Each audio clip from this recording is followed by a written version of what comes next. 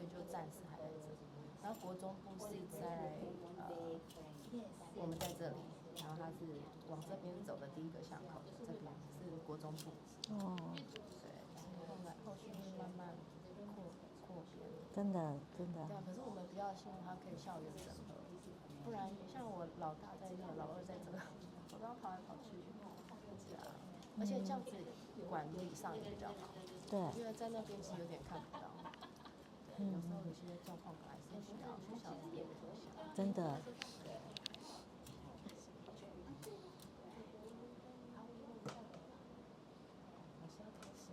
好啊。大家好，那我们时间也差不多，我们就开始进入讲座。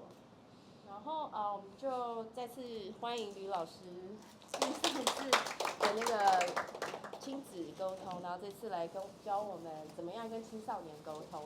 然后这一次比较特别，是因为我们 PTA 有做了一个 Q&A 的表单，让大家随时有什么问题想发问都可以上传。然后因为下面的那个就是收讯不好，大家可能要抓一下那个 WiFi。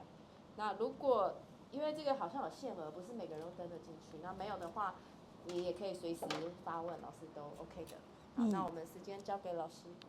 对啊，好，其实我比较喜欢你们随时发问啦，就是防那个不好意思问的人，然后可是随时发问就更互动一点，随时跟我就是打断也没关系啊，反正就是讨论，因为你们问的一定不会是只有你们一个人是这样想，肯定大家都是这样想，说不定还帮不好意思讲的人发问呢。我刚刚看了一下，那大家先写的问题都是一样，就青春期的小孩跟你闹脾气不理你了怎么办？刚好我今天要讲这个，好，就是好青春期，你们觉得青春期是几岁？啊？前青春还是青春？对啊，青春期以前我们都觉得好像应该国中开始，可是天啊，我那时候我20年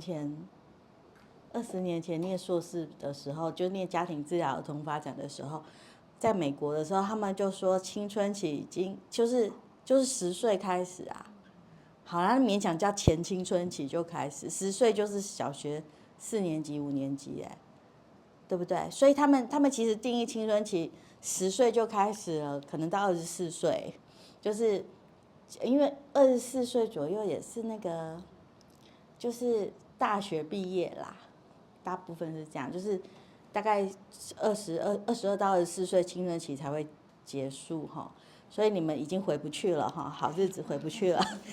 好，可是我跟你们讲哈，小孩的发展真的是，小孩有他的发展，你看那个7岁以前，幼儿期的时候，他们思考就是点嘛，就是我上次讲我就不强调了，因为你们孩子都大一点。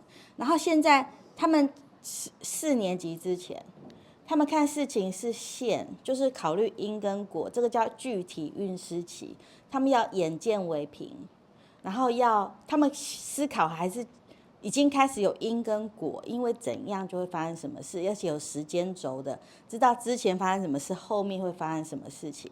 然后，但是他们这4年会累积这种知道因果、知道观察、眼见为凭的这种学习以后，然后他们到前青春期的时候，就会开始跟你发生一件事情。他说：“可是有时候我这样推论并不是对的。”好，因为爸爸妈妈会说，那个9点以前睡觉才会长高，可是他说我们班最高的那个玩电动会玩到2点，然后他长得最高，所以你骗人，然后他们全有权无虑，就是你既然是骗人的，你都是说谎的，我从此不要再相信你，所以你爸爸妈妈就没信用了然后他们就不会是，可是世界上真的不是一个因变一个果，而是那种鱼骨状的，就是好多个因几 percent 的因变成这个果。对不对？可是我们常常太简单，只告诉他你晚睡所以没长高，可是其实还有那个爸爸妈妈的身高啊、营养啊，然后各种东西有没有运动进去嘛？然后所以孩子会觉得你在骗他，他们就觉得你告诉我这一面，可是我明明看到这一面，所以我不相信你。然后他们就会青春期最常跟父母的冲突就是这个，就是跟你辩论你对还是我错，然后我们就会更强势的说，我是你妈，我知道的比你更多，那你怎么可以？就是你的是错，然后他们就我看到明明就不是，然后所以就是这种争执。但是其实你要开始，我们要再高一层的去带领他哦，再高一层不是面，而是一个立方体，就是他看到的是这一面，我讲的是这一面。但是同学他们家是这面，老师讲的是这一面，其实每一件事情有好几个面去观察它，是吧？所以我们是要跟孩子说，没有对跟错，而是我们看到的面向不同。那我们可以开发，多去收集各种面向的可能啊。这个反而是青春期真要学的东西，叫逻辑运思。他们有时候一开始逻辑运思期的时候，开始归纳跟推理。开始可以不用看，就是想象某些事情就可以思考。好，例如说如果你没有逻辑运思题，开根号这种东西学不起来。根号这种东西没有图片，不是1+1个苹果加一个苹果等于2个苹果，它是要想象的，对不对？是要你要会平方以后才能够想象开根号吧？是不是？然后，所以这种叫逻辑运思。然后，所以他们已经开始有这个东西的时候，你用单纯的推论跟单纯的是非二元对立的去讨论，他们不相信了，因为他们看到的真的是很多面的讯息嘛。所以我们开始跟他们讨论，就要更像朋友，跟他们讨论有好几种面向，不全是。那他这么说，跟有可能有原因，但是还有好几面我们需要思考的啊。是不是？然后所以变成他们需要大量的讨论，我那天陪一个青少年，他跟我说，好啦，我讲的比较严重一点哈，你们就会觉得你们小孩真的是很好。那个孩子就是他已经被关3次了，就是他说他有贩毒啦，然后诈欺呀，17岁，然后已经被关3次了。然后他跟他讨论的时候，我就说。你快要18岁了，18岁以后就不会减刑了，所以你要考虑一下，不要换一个方法，不能用诈欺做一辈子啊。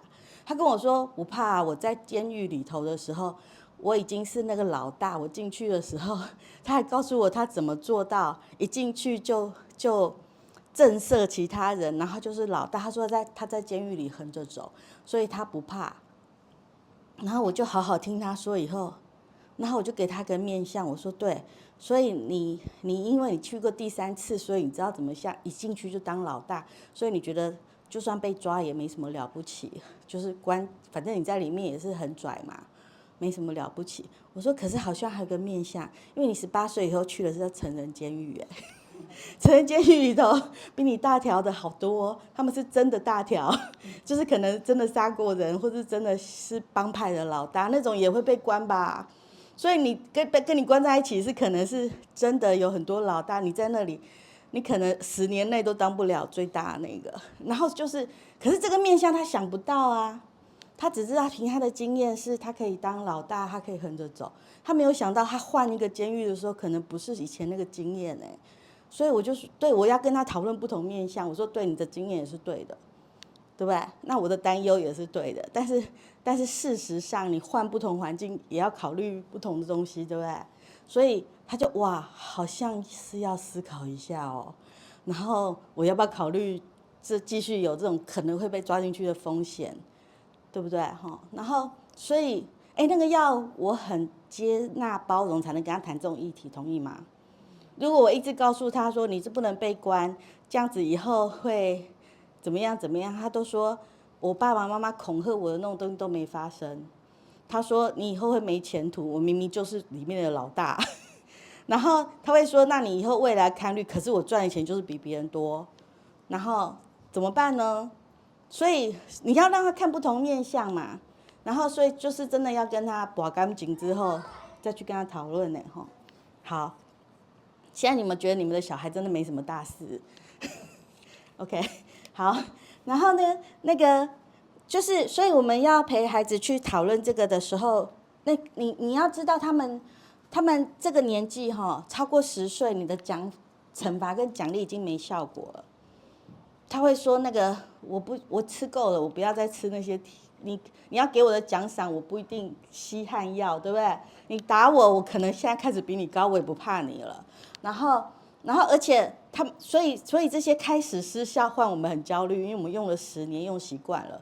然后你要换还不知道怎么换呢。然后这个年纪，你跟他讲一句话，他会有推论10个方向哦。就是好，你跟他说你可以快一点吗？那10岁以前就真的快一点，可是现在他就会跟你说我哪有慢，或者是我上次跟你一样说快一点的时候，然后反而更糟糕，我才不要听你的呢。就是对不对？然后就是你讲一句我快一点，他可以有10种面向去思考，你不知道他思考到哪里去，那还真的得问他才知道，对不对？就是所以你会，就是他们的思考已经变得复杂了，是我们还在单纯，就有时候变这样，没跟上，对不起，跳掉了。好，然后而且他们的快乐变少，焦虑变多。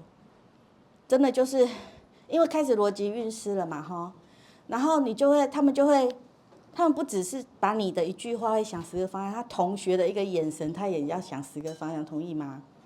对不对？然后同学的一个平常会约他，今天没来约他，他可能一个晚上也很担心，所以他的脸其实是不好看的。可能他回去窝在房间里，不一定是你反应好不好，或者是你对他好不好，而是他在学校发生什么事你不知道，他也不告诉你，因为有时候他也觉得是他的错，他也怕你，或者是怕讲了以后你又会跟他唠叨很多，给他一些他用不上的建议，然后所以他们就懒得说，然后所以他们的那个表情窝在房间里比较正常 ，OK， 我们自己上班挫折的时候，你也会想要一个自己空间休息一下，把它忘记也好，或者是调试一下再出来，有可能吧，对不对？可是他们5、6年级国中就已经需要这个空间了，然后可是我们会觉得说，我又没有对不起你，你干嘛躲在房间里？跟我们没关系，是他们有需要。然后那天有一个妈妈跟我说，她的小孩对5年级6年级啦，然后就是回家以后就窝在房间里说你不要吵我，然后妈妈就开始说是不是我以前对你太凶，你现在都不理我？然后他女儿就跟他翻白眼说跟你没关系，就是我心情不好。然后他就说可是我希望看到你那个回到小时候那个看到我就笑的样子。他就说你想太多了，我做不到。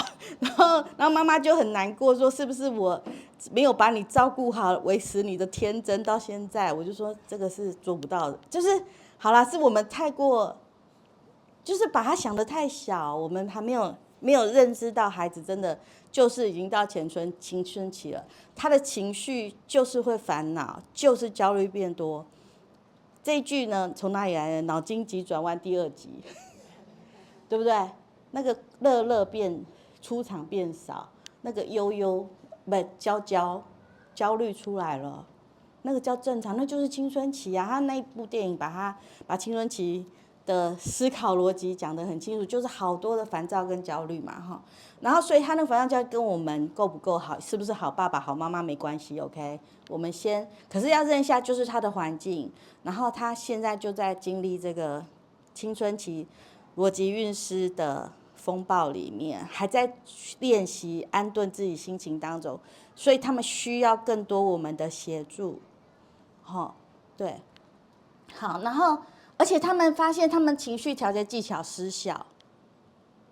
那个以前就是，也许他跟你讲说，他来跟你说妈妈我很难过，你哄哄他就好了。现在发现你哄哄他还没好，然后他们可是那个太难受，担心自己不被喜欢，担心没有人要跟我玩，太难受，他们大部分的人就转到手机里头去了，同意吗？就去玩电动了，因为那个转移最有效。你要说我们很讨厌他们玩3C。可是3C就是他们转移注意力最快、最刺激、最大可以完全转移的东西。然后，对，可是，而且我们没有教他们怎么调节情绪，我们从小只告诉他不要想，装作没这件事。可是你真的装得了没事吗？我们自己啦，我们自己焦虑的时候，你是平常用什么办法调试焦虑的？你可能要跟他分享这件事哦。像那天有个妈妈跟我说，她心情不好的时候，她发现打扫心情会变好。就是有的人有用，对我没用啦。可是我觉得，可是有的人觉得东西弄干净，那个打扫有时候有正面的效果，你知道吗？真的有人刷马桶心情会好然后打扫，有的人爱洗碗，你知道吗？然后就是心情烦躁，洗个碗，他就自己也清干净了。有人是这样，然后当然这个很羡慕可以这样，可是不是每个人都可以，好吗？你不要跟你小孩说你心情不好，你去洗碗，做不到。就是像我就做不到，我要用别的方法去抒压。那可是你可能要跟他分享你平常心情不好你怎么抒压的，或者是调试心情的，怎么跟心情就是难过的时候怎么自我对话跟心情在一起的。你们自己会不会？会齁。你可以教他吗？他们青春期需要学这个，然后跟他分享讨论哪个效果好。我那天我刚讲到那个洗碗我有一次我就问一个妈妈，她说她洗碗心情就好了，或者她打扫完心情就好。我就跟她说，那个肯定你小时候没有被逼着洗过碗跟打扫，对不对？你小时候被逼着，或是拿奖赏洗碗换多少钱，或者是没洗碗被骂的，他永远不可能用洗碗来抒压，因为洗碗这件事连接到焦虑跟被讨厌，所以你绝对，或者是你逼着一定要打扫，不然的话你就是不是好孩子。他打扫这件事神经连接过不好的经验，他永远不可能拿来抒压，懂吗？然后可是如果你小时候弹钢琴一直被称赞，弹钢琴可以抒压，但是如果你小时候学钢琴是错一点就被纠正，弹钢琴不可能抒压，因为他连接过不好的经验，然后对不对？然后他自己就会去找不同的东西来抒压啦。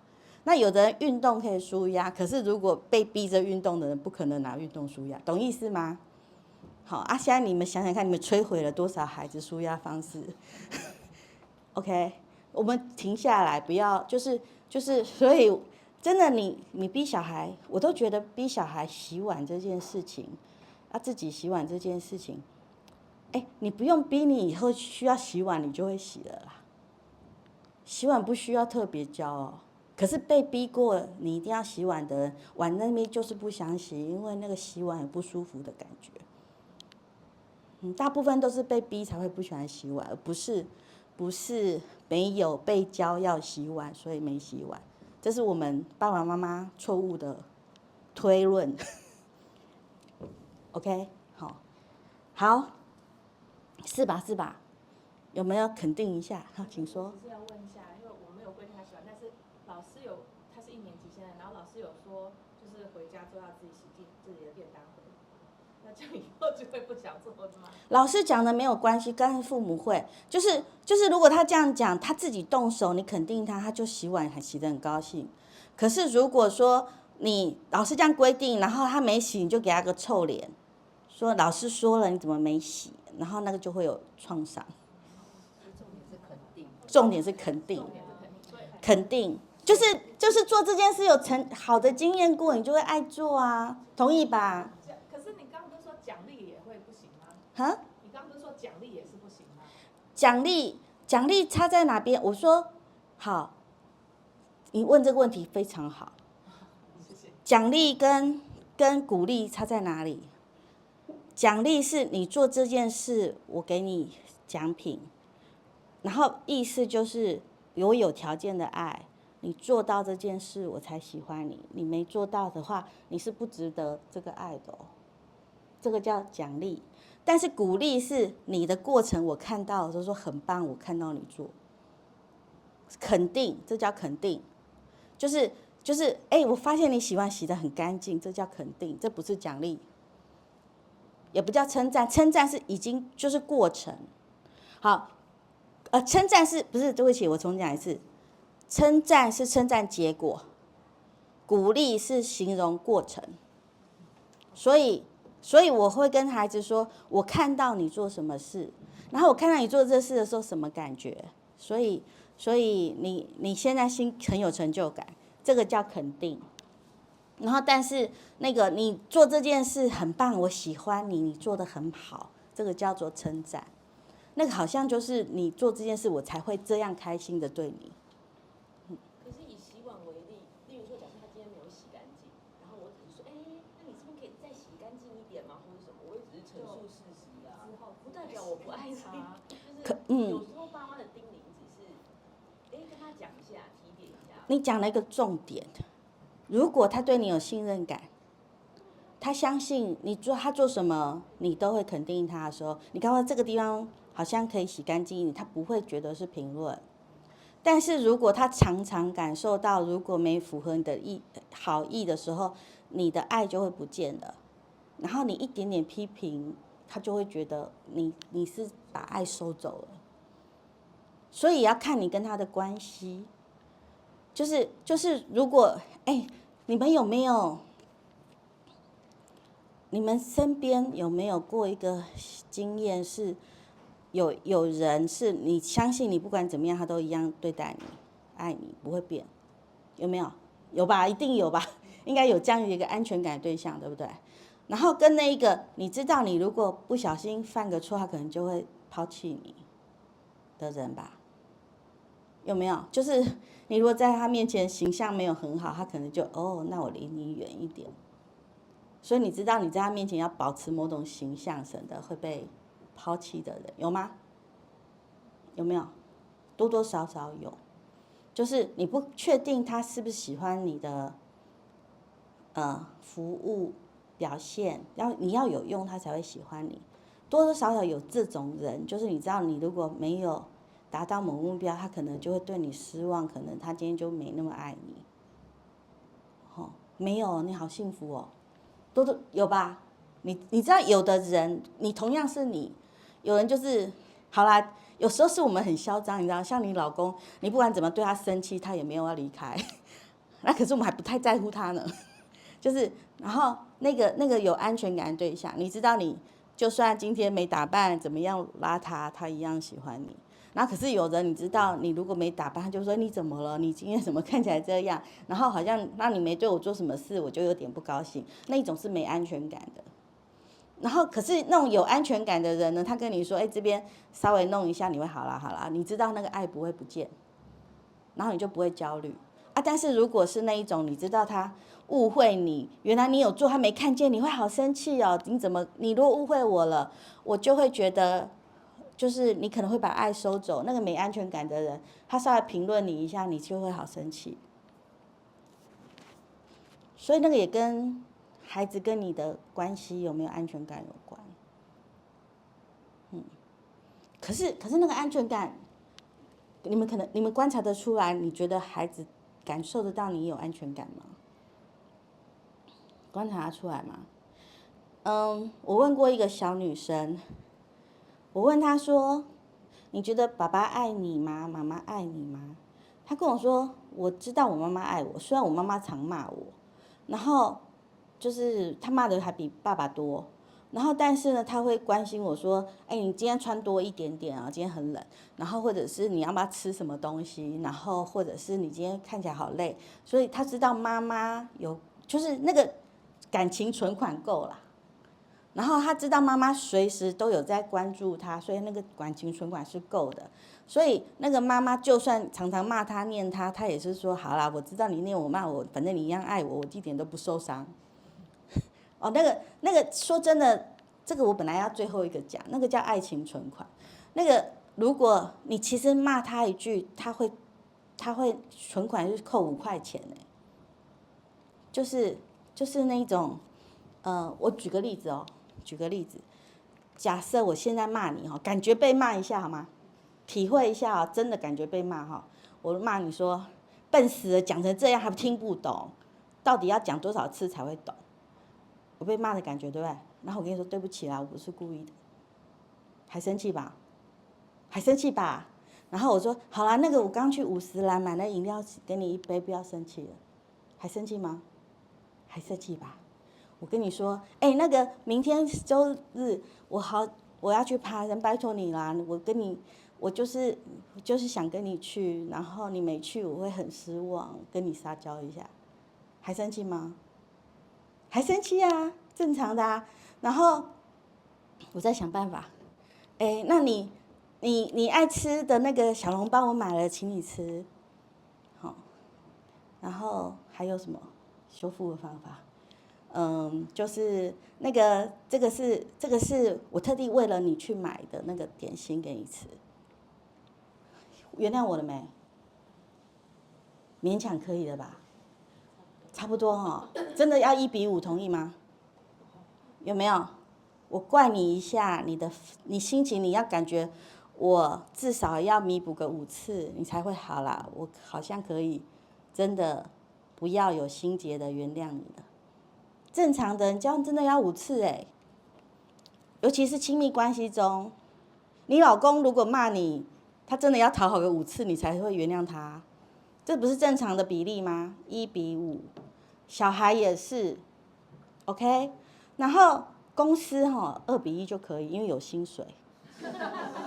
真的企业他们研究企业的老板骂员工，员工一定会不爽，也想离职，大家补个2次，员工就可以安顿下来了，因为有薪水。然后爸爸妈妈对小孩子要5:1 ，OK 吗？摇头是什么？好累。为什么生小孩？为什么要生小孩？真的就是那个叫爱情存款，所以感情存款啦。所以你骂小孩1次的时候，其实因为我们当妈妈存款比较容易，对不对？你每一次买东西给他吃，做东西给他吃，然后关心他，就是一个存款，所以我们存款比较容易。所以就算妈妈碎碎念，然后他们也知道，好啦，我可以假装没听到，原谅你，我知道你还是爱我，这个容易。所以有一次我问一个小女生，她就跟我说，对，我知道我妈爱我。我说你妈比较会碎念，而且还会打人，你真的看得懂她爱你？她说对，因为我妈妈真的就是会为我担心啊，什么什么，他们感受得到，所以 OK。那我说你爸爸呢？她说爸爸我不知道他爱不爱我。哎，我不知道比较严重，还是我觉得我爸不爱我比较严重？我不知道比较严重，对不对？我爸不爱我，还可以死心，死心就算了，就把他当陌生人，是吧？是吧？然后可是我不知道他爱不爱我是，我也不确定我在他眼中是什么样的人呢？然后我就请他说，那你讲讲看那个我不确定。他说，因为爸爸不常回家嘛，不是那个贴身的照顾嘛。然后可是爸爸可能就是他的爸爸就是回家就是看电视看手机嘛，然后人在旁边嘛，然后可是所以他觉得好像也在乎我啊，然后但是他说他犯错的时候，爸爸有时候会原谅他，有时候又跳起来打他，然后我就说那个或者骂他打他，然后我就说，后来我问他爸爸说你孩子很困惑，不知道你的标准在哪里？因为你有时候会骂他，有时候不骂他。他说，平常我都不管小孩，可是我老婆跟我说，你不管小孩哦，他就跳起来打他骂他，就是被 Q 了当坏人，你知道吗？不然他就平常我就是管我的，让我老婆管。然后我老婆说你不管小孩，我没办法了。然后就好，那我来管，然后就骂他打他。然后所以那个不稳定，你知道吗？不然他做一样的事情，有时候妈妈管得住，他就不会被爸爸打。但是妈妈管不住，可是他小孩的角度，他看不到妈妈 Q 爸爸这个部分啊。然后他只看到说爸爸有时候他好像也接受我这样，可是有时候他又跑过来打我。然后所以他说我不知道我爸爸爱不爱我，然后他很混乱呢。然后我说然后我说可是你妈打你的没有比你爸少啊。他说因为我爸平常没有给我那种照顾，就存款不足，你知道吗？存款不足，然后他又骂又打了以后5块5块，他是破产的，他爸爸是破产的，好吗？就是偶尔会假日开车带他出去玩，好像有一点存款，然后偶尔买个冰淇淋给他，好像有点存款，然后但是他那个骂人，他存款机会太少了，然后所以领个款他就没了啊，所以他就觉得，可是又偶尔有偶尔没有，所以他说我不知道我爸爸爱不爱我。对不对？这个状况不太好吧？是吧？哈，所以请要记得存款，好，就是爸爸要存款，好，就是不然你就是少领钱啦，好，然后呢，等一下我会讲焦虑依附、逃避依附，然后而且他们开始青春期以后，他们开始不再是就是你知道那个就是开窍了，其实就是神经变复杂了，以后他们开始重视朋友，然后他们就会把爸爸妈妈的情感表达模式、互动模式 copy 到同学身上，然后发现天哪，这个不能 work。例如说，妈妈都关心他，就是你做点什么事就好了，然后你去做这个做那个，妈妈是用命令他来关心他，他就去跟他的好朋友说，你这样子弄啊，你那样弄啊，你应该这样，然后同学就不理他了，可以想象吗？他就复制你关心他的方法，然后用到同学身上，然后就很挫败。然后你关心他说你早点出门啊，你给他写功课，他就去对他的好朋友说你早点出来啊，你要写功课啊，然后同学就不理他了，可以想象吗？对不对？然后爸爸就会生气的时候就跟他说我不喜欢你这样，所以他就跟同学说我不喜欢你这样，同学会理他吗？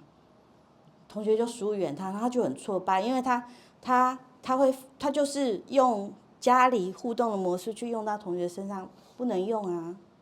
然后可是说真的，你们对孩子有在家里跟他们聊天吗？有跟他说，我看到你好像心情不好，闷闷的，发生什么事，要不要讲给我听？原来你是这样哦。所以你有跟孩子这样说过话吗？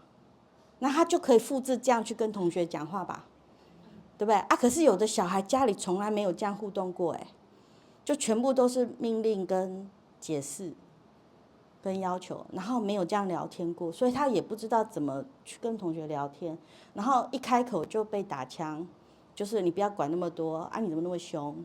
然后没有人跟他聊天，然后他们就走越退缩，人际关系就不好。好，然后他也不知道怎么办，因为他没看过其他人连接的方式，所以现在开始要跟他们交朋友，他的朋友才会变多，好吗？就是你要练习当孩子的麻吉跟闺蜜啦，这样子 ，OK， 这样子就是谈心情，他就会学你哦。我跟你讲，我曾经有一个，我现在比较少，前几年，我每年都有2、3个那种不太会讲话的小男生，人际关系困难的小男生被送过来，然后当然都有点行为问题啦。然后他们都是进来的时候都不讲话啊，你问他讲话就这样，然后都是回答你都是选择题跟是非题，然后很少讲心情的。然后就是例如说你把他带过来说，我问他说，你爸爸妈妈叫你来咨商一定有原因，他说，就是我说他就说对啊，他们叫我来，我又没怎样。对不对？那我就说，我会跟他们说，我说顺便做示范好吗？说不定你们小孩就是这样，好。然后他就说，他们叫我来，我又没怎样。我就说，可是如果你真的不想来，你这个年纪你也有办法不来，所以你应该有点好奇，想来看看諮商是什么样，对吧？他就说，我就说那所以你一定有什么事情想跟我聊一聊，是你碰到困难，是要不要说说看？他就说：“哦，我没有朋友，对不对？好，你们有对他那个话很少，可是你们注意听一下，我刚刚问句是不是跟你们平常问句不一样？你们有注意到我怎么问？我问的都是开放式问句哦，我不会问那个你还好吗？就是好或不好。”然后我也不会问说，就是反正我都问开放式，我就会说你来，你心情不好一定有原因，然后你就算可以不来，但是你决定要来一定有原因，我都用开放式问句，有没有听到？那开放式问句他才有机会说嘛，然后但是他回答还是好简单哦，他就说我没有朋友，然后你们注意听我示范的时候，我怎么用开放式问句好吗？可以吗？好。然后我就问他说，没有朋友可以形容给我听是什么样子吗 ？OK， 这是不是又是开放式问句？然后他就说哦，就是我只要讲话，他们都闭嘴，没人要理我。然后我就说这个好挫败哦，对不对？然后就是你只要开口说话，同学都好像马上就闭嘴，然后你也不知所措，好想跟他们交朋友，可是不知道怎么办哎。他就说对，好，我一方面用开放式问句问啊，他短短的句子，我会把它讲长一点，形容加一点心情，让他去示范他以后这种话怎么形容好吗？因为他就是句子短嘛，他不太会表达他的想法，其实他应该是很少被询问，很少有表达情绪的机会。所以我一方面做语言治疗，示范他这种心情可以怎么讲心情啊，对不对？所以我把他的一句短短的没有朋友啊，他们都不讲话来说，所以你好难过，或是好挫败，或者是不知所措，然后不知道为什么你只要开口都会换来别人的安静，然后你很不知道怎么办才过来问我，对不对？我把他的短短的句子讲长一点，加一些形容词 ，OK？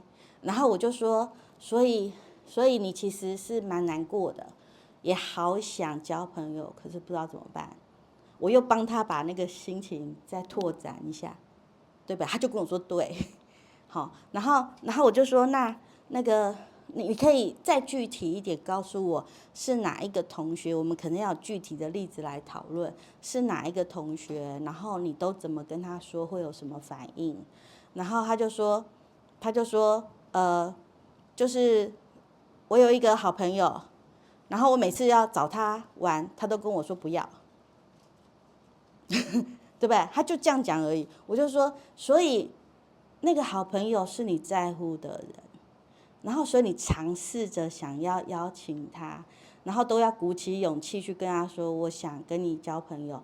然后可是尝试以后，他马上跟你说不要，所以其实有点难受哎，有点难过哎，对不对？然后可是他拒绝了，你也不知道怎么办。然后你还是蛮想跟他交朋友，所以不知道怎么样让他说，是吧？你看我这个重述很长哦，我把他的挫败再讲清楚一点，因为这种句子他从来没讲过，可是我示范他可以这样说 ，OK？ 然后他就说，对，我说你可以讲讲看那个朋友，他是什么个性的人嘛 ？OK？ 然后所以。怎样，我就这样延伸过去，就跟他聊1个小时哎。对他妈妈说，哎，他真的讲话哦，平常他跟我讲不到5句，然后他跟你讲1个小时，我说对啊，他讲很多哎。好了，其实是我讲很多，好，可是问题是他也很投入的，一直透露一些讯息。好，我要说的是，第1次这样，第2次这样，第3次他进来的时候，他就可以跟我叙述他发生什么事哦。因为他被我语言训练出来了，第3次他就可以跟我说今天发生什么事，然后细节、感觉他就讲了耶。然后第4次也是这样，第5次他就跟我说他交女朋友了。然后我就说怎么交到，他说我也不知道，他难过我就坐下去陪他讲话，他模仿我，你知道吗？哈，国中国3啊，有的是国3，有的是高1。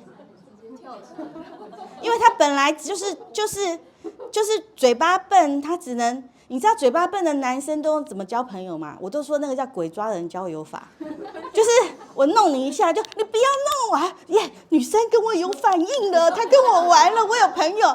那个男生都这样，我说有朋友，他说有什么朋友？他就是我弄他，他就追我，就有朋友啊。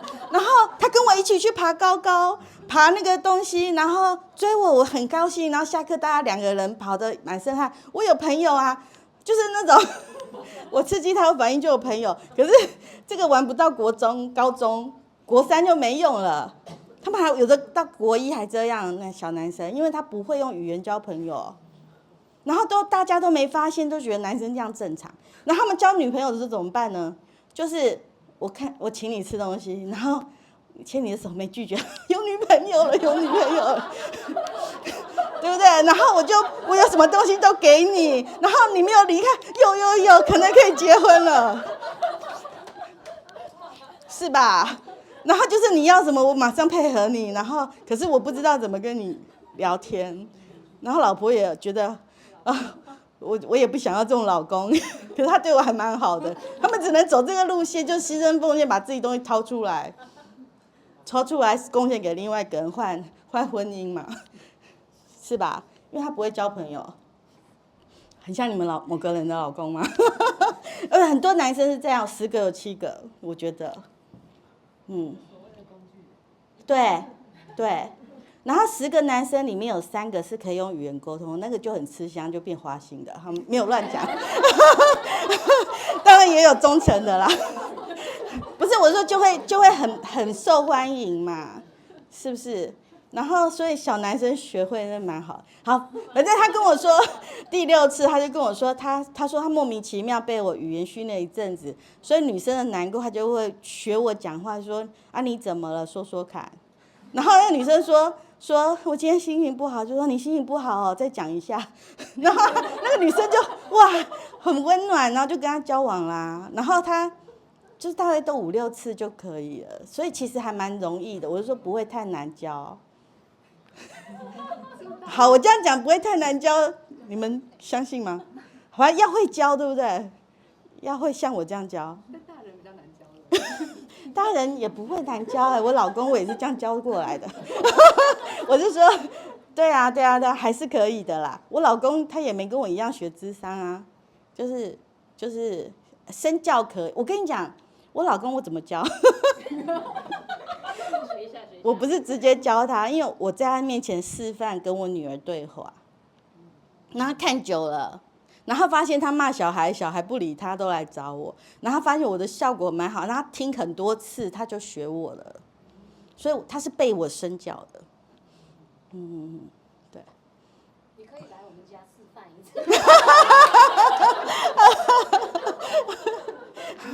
好，就是对，你看我上次那个 PPT 讲不到一半，我觉得今天也不太有机会讲完。好。然后而且好了，这样 OK 吗？有没有什么问题？好，然后而且他们青春期的时候会对不熟的人特别好，坏脾气发泄在有安全感的身上，同意吗？所以他对你发脾气，你要先庆幸耶，我有给他安全感哦。好，这个我们自己也是不是嘛？你发脾气的时候，你要选有安全感的人才敢发脾气吧，对不对？你敢对那个老板发脾气，也应该是那个老板让你很有安全感吧，就是对吧？不然你越有安全感的，你对他生气越容易啊。可是，好用这个理论呢，所以我觉得我都这样跟自己说，他会对我发脾气，都在跟我讨爱啦。OK， 他在我面前生气是。他相信我是可以照顾他的人，他才敢对我生气啊。所以刚刚里面有一个题目是，如果小孩对你发脾气的时候，你要怎么办？你要先肯定自己说，很好，我是让他有安全感的爸爸妈妈。所以他会在我面前把他真正的需要说出来，虽然他说的方法很怪。谁有办？因为我们自己有时候讨爱的时候也都是用骂人的，好吗？是不是？我们自己是不是这样？有时候就是你怎么都没有花时间陪我？其实你要的是，我希望你多花点时间陪我。可是你绝对不会讲，我希望你多花点时间陪我。你一定说，你都没有花时间陪我，你也是用骂人的、生气的在讨爱啊，是不是？可是老公不一定听得懂。他可能就会说：“我哪没有？”是不是吵架就是讲这样？可是如果你说的是“我希望你多花时间陪我”，他就不会说我哪没有，对不对？可是是我们自己，对，这是我们被身教的讨爱法。你也是被原生家庭这样身教的讨爱法，同意吗？对不对？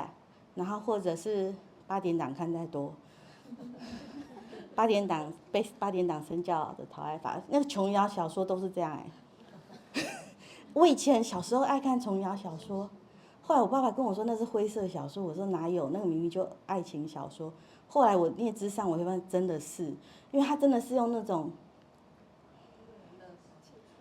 double bind 的讨爱法。什么叫 double bind 呢？这个我上次有讲吗？好，就是有人没听过吗？就是你的语言内容跟讯息不一致啦。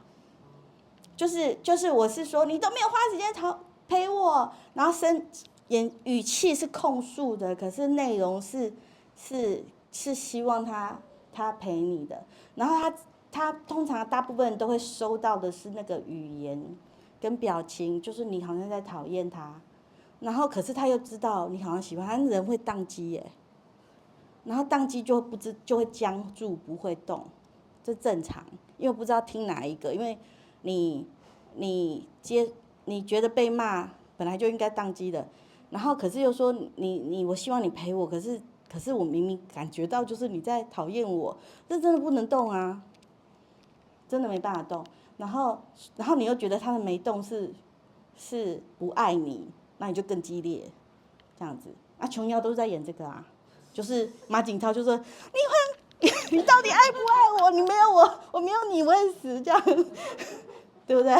然后这就是那个身教示范啊，所以我都说，我一直努力让我女儿不要看言情小说，因为言情小说里面都是 double bind， 然后就是多少会被身教我觉得我以前就是言情小说看太多，所以我的恋爱谈得很波折，因为那个不一致嘛，对。好，我怎么又讲到那边去了？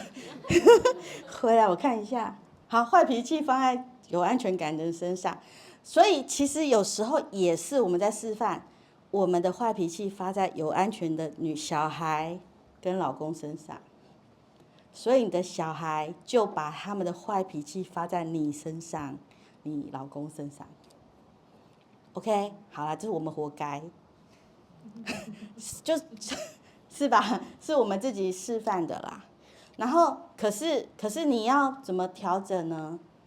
是你要看懂，他每一个在嘶吼的下面都在讨爱。然后他每次在嘶吼的时候，就是他最脆弱的时候。他虽然他看起来最张牙舞爪的时候，他越张牙舞爪，越要你的注意力，越要告诉你说我有东西没要到啊，是不是？然后，所以可能要静下心来听他那个控诉在讲什么，控诉在讲什么，这个是有点困难的事情。你们要不要举个例子？不然我现在想到例子是大人的，可是你们如果有想例子，跟我讲一下，就是小孩对你的控诉，然后帮一下忙，就是到底他们在生气什么？好。等一下，你们想一下，反正再发问。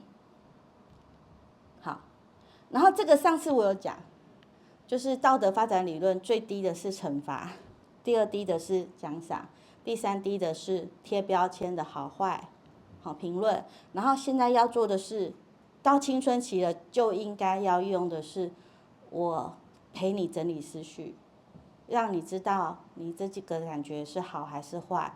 然后从里面你决定你要多做一点还是少做一点，走这个路线啦，然后好，这个等一下我举例的时候再一起讲好了好，可是我想跟你们讲那个依附关系，依附关系是你们需要观察的现象。依附理论有听过吗？好，依附理论是这样说的。那个依附理论的学者是 John Bowlby， 然后跟他的学生 Mary Ann Worth 做了一个陌生人情境试验，就是例如说讲一个游戏室然后有一个实验助理成人坐在里面，然后有玩具，然后请1岁的小孩跟妈妈进到实验室里头，然后妈妈陪他稍微看一下之后，那个主持人就敲敲门，妈妈就没有讲话的离开。然后观察孩子的反应，然后再观察妈妈回来以后孩子的反应哈，然后他就把那些孩子们的反应分成4大依附类型。好，第一个类型的是安全依附的人，安全依附的小孩呢，是那一种他在1岁以内的生活经验，他相信世界是安全的，他是被爱的，然后他有需求讲的时候都会被照顾，这种很安全，相信这个世界超安全，我都可以信任的，这种孩子呢，安全依附。好了，没有太多人好吗？好，我先讲没有太多人有这么安全的1/10吧。好，这种安全依附的小孩呢，在实验室里头，妈妈离开了，会不会哭？会啊，因为毕竟才1岁，这地方第一次来，这些人这个地方不是陌生的，他会哭，但是他一边哭一边知道其实算安全，所以他会越哭越小声，然后就是还是会难过的。但是妈妈回来之后，他会很高兴的抱上去，就是妈妈你回来了，我好开心看到你。然后妈妈稍微安抚一下，他就可以继续玩。就是他有情绪，但是他情绪也很容易被安抚，然后可以继续探索世界。这个叫安全依附的孩子，好。然后另外一型的叫做焦虑依附的，焦虑依附的孩子是他在1岁的过程中，感觉爱不稳定。什么叫爱不稳定呢？妈妈喜欢。他乖的时候，妈妈说：“哦，好可爱哦，我的小孩怎么这么可爱？这个给你吃，这个给你玩，就是很爱他。然后可是他一哭就再哭，再哭就把你丢出去。然后就是你怎么没有听话？没有听话的话，我会给你惩罚哦。这种妈妈多不多？对不对？这不是我们社会很正常的爸妈吗？就是奖惩啦，就是你乖我就给你，我就对你好。”啊，你不够乖的时候，我就把爱收回去，还给你惩罚，是不是多不多？焦虑依附的人大概有4/10，然后这种小孩呢，在实验室里头，妈妈走的时候，他一定也是哭，而且他会越哭越大声，哭很久，时间大概是安全依附小孩的3到5倍，因为他不止哭说妈妈去哪里了，他还哭说，我刚刚明明很乖，他怎么就把我丢下来了呢？委屈，还有我刚刚可能有个地方没做好，但是那是有原因的。然后你怎么没有注意到就惩罚我，就这样离开我呢？所以它里面会有很多的焦虑感，你可以想象吗？然后，所以他哭很久，越哭越激动，很难哄。然后妈妈回来以后，他再哭一次，因为控诉你嘛，你怎么可以这样对待我？明明没有多差。然后或者是打妈妈，可能会生气，太委屈，可能会打妈妈，或者是决定我不要理你了，我要把爱收回来，不要再寄望你了。有没有像谈恋爱的时候？这个焦虑依附小朋友很容易发现，谈恋爱的时候也很容易这样就是好了，我这经验我自己是焦虑依附的，我第一个男朋友就这样被我搞得要死，就是他如果去打球，我就会觉得你今天是爱变少了，好敏感哦。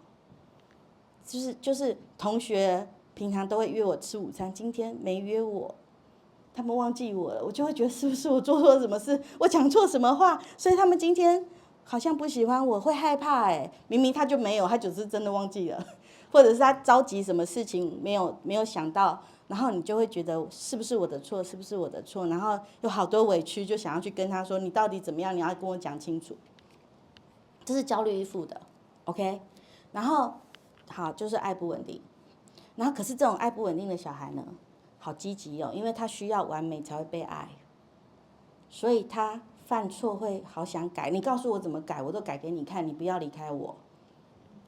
然后就是会很积极、很主动，就是妈妈好会观察别人的期待，然后就说，那我符合你的期待，你就要爱我多一点。然后他自己会觉得我要够好，要有用，要帮得上忙，要够漂亮，要够可爱，要够有礼貌，我才会被爱。不然的话，这个爱会收走，好可怕，这世界不安全。这个焦虑，其他的都是不安全依附。其他都是不安全依附。好，这是第二型焦虑依附，这个在人际关系上通常是追的人哈，所以等一下我说追的就是焦虑依附的 ，OK。然后另外一型的呢是逃的，逃的是那种太严格的家庭，就是小孩1岁以内哭了，妈妈就说才2个半小时，还没有4个小时，你一定是哭假的，我不能宠坏你，然后不然以后你就会想，就是用哭的来要任何东西，所以我是不会给你吃的，是真的饿，那就是一定也是你刚刚喝太少，活该。然后没有4个小时，我是不给你喝，这样你以后才知道要好好的喝，这样很严格，对不对？然后就是自己睡，然后哭，就怕黑，你是小男生怎么可以怕黑？然后不管就是他说做噩梦是男生也应该要勇敢，不能怕黑，所以就算你怎么样哭，我是不会抱你的。然后你要自己练习调试，你要坚强，你要是个好男生的样子，所以就是严格嘛，对不对？期待嘛，然后就是你要达到某个标准，有这种爸妈吧，不少吧，4%不为过吧，然后这样的小孩呢会怎么样呢？因为他会有习得的无助感，就是当我讨爱的时候，不止要不到，还会被嫌弃。然后我多说理由都会多错，多说多错。就说我刚没吃饱，又会被嫌说谁叫你刚刚吃太少。所以就是习得的无助感，反正我怎么做都不会让人满意，所以到1岁就会知道，讲了没有用，哭了也不会有人理。然后所以这个在实验室里头，妈妈走了，小孩会不会紧张？紧张啊！可是看着门就，唉，算了。反正我也讲了没用，还会被骂，不够格。有个孩子跟我说，他感觉是不够格。他说妈妈说，他们家有3个兄弟，他说妈妈说谁先写完功课就可以决定今天 Uber 订哪一家。然后他说他知道他永远订不到，然后因为他的哥哥姐姐都比他优，所以我不够格决定我该吃什么，我放弃。好悲惨哦，然后我听了都觉得好悲哀哦，就是最小的，然后就是永远输，没有希望的感觉，对不对哈？好，然后他们就会算了，我不要了，放弃。然后妈妈回来也算了，没关系，有跟没有都差不多。所以他们就是那种逃避的，然后只要不冲突的事，他们尽可能的，只要不冲突的事都可以。然后这种叫做逃避依附的，然后另外一型叫做混合依附，就是2种都有，就是爸爸妈妈2种都有。然后这种它的特色是什么呢？如果你的伴侣是追的，你就变逃的；如果他是逃的，你就变追的。OK， 所以这2种心情你们都很有感触，你就是混合的。OK， 你大概知道你自己是追的还是逃的还是混合的吗？你看我都没有预期你们是安全的呢。我觉得安全的太少了啦，因为真的没有几个爸爸妈妈做得到。有时候那个保姆养出来，或者爷爷奶奶养出来比较有可能哦，因为新手爸妈几乎没有不太容易养出安全依附的。OK， 好了，所以不用，我要讲这是不用自责好吗？OK， 因为我们也是被这样养大，所以我们就这样养小孩。好，然后。好，吵架的时候呢，你可以想象你跟你老公吵架，或者跟你的小孩吵架哈。大部分妈妈不管他可能是逃的，莫名其妙在孩子面前就变追的哦，很多是这样。好，吵架的时候呢，追的人想着说你要给我一个解法，告诉我以后怎样不会再犯错。然后逃的人就是你怎么说我都说好，就是他们是避免冲突。他们不想讨论，因为讨论本身就是个冲突，所以他们是只要怎么样，你可以放过我的事，他都做。然后他们，因为他们是觉得少说少错，不能再更糟了。因为你现在就已经在生我的气，说我刚刚不满意，然后如果我说错了话，你又会说我那个想法错，就更麻烦。然后或者是如果你说我错，我如果没忍住。你跟你讲，逃避依附的人他们很厉害，就是你怎么骂他，表情都不会变哦。因为他们知道他如果笑嘻嘻的，你就说犯错了你还敢跟我笑，然后他如果不舒服翻白眼，他就说你犯错还敢跟我翻白眼，反正他怎么做怎么错啦。所以他们就会养成，因为如果是你老公他从小就已经被训练够了，所以他就会知道怎么样面无表情也没有情绪的逃。然后你就会觉得好像他没在听，好像你不重要，好像你怎么说他都没有情绪的波动，好像你对他不重要，然后我们就更生气。然后可是他们是我不能更糟了，我不能有弄错表情，也不能说错任何话，不然的话，现在你已经在讨厌我了。然后如果我犯错的话，那个讨厌会更久，所以他们用面无表情来爱你 ，OK？ 可以接受吗？不能接受，他们用不要再少说少错来让关系不要更糟了。他们用尿遁啊，工作忙啊，然后去睡觉啊，然后说我累了啊，来避免跟你的冲突更恶化，用这个来跟你说我在乎你的关系。这个是我们追的人无法接受的。然后我们会感觉他完全不把我放在心上，我们就追得更厉害，然后就逃得更厉害，然后就变个恶性循环。OK， 好可是其实是两个人用不同的方法在照顾这个关系。因为一个想要解决问题照顾关系，一个用避免冲突在照顾关系。OK， 然后因为我们要说清楚才能放心。然后他们呢，逃避依附的人从小就知道。说心情不会有用，所以他们调节心情的方法就是转移注意力。我去玩玩具好了，然后我去看电视好了，我去睡觉好了，我去打电动好了，然后用这个方法转移自己的不舒服，然后让自己刺激源的那个不舒服的感觉降到他可以忘记他到可以假装没事，他就回来了。然后所以他们的沉默，他们需要独处。他们需要安静去调试自己心情，然后，但是追的人呢，没办法接受这个安静，因为追的人只有一个状况会安静，就是心死了，我放弃了，我决定不要再爱你了，我才会安静不追你。然后，所以他看着那个对方的逃，就会觉得他应该是想要离婚了吧，他想要分手了吧。他想要躲开我，不会再回来吧？所以因为我们自己这样的时候，就是心死了，要离婚了，要躲开了，要分手了，所以我们就会解读对方的沉默是要距离拉远的意思。那他们真的只是单纯的，只是要降低刺激源，让他心情不要再激动。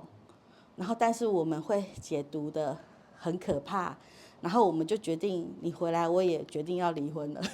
这样子所以就会有这种，就是我们就会很不舒服，然后就会自己脑袋小剧场有好多的，就是分手的方法都想了300种了呢。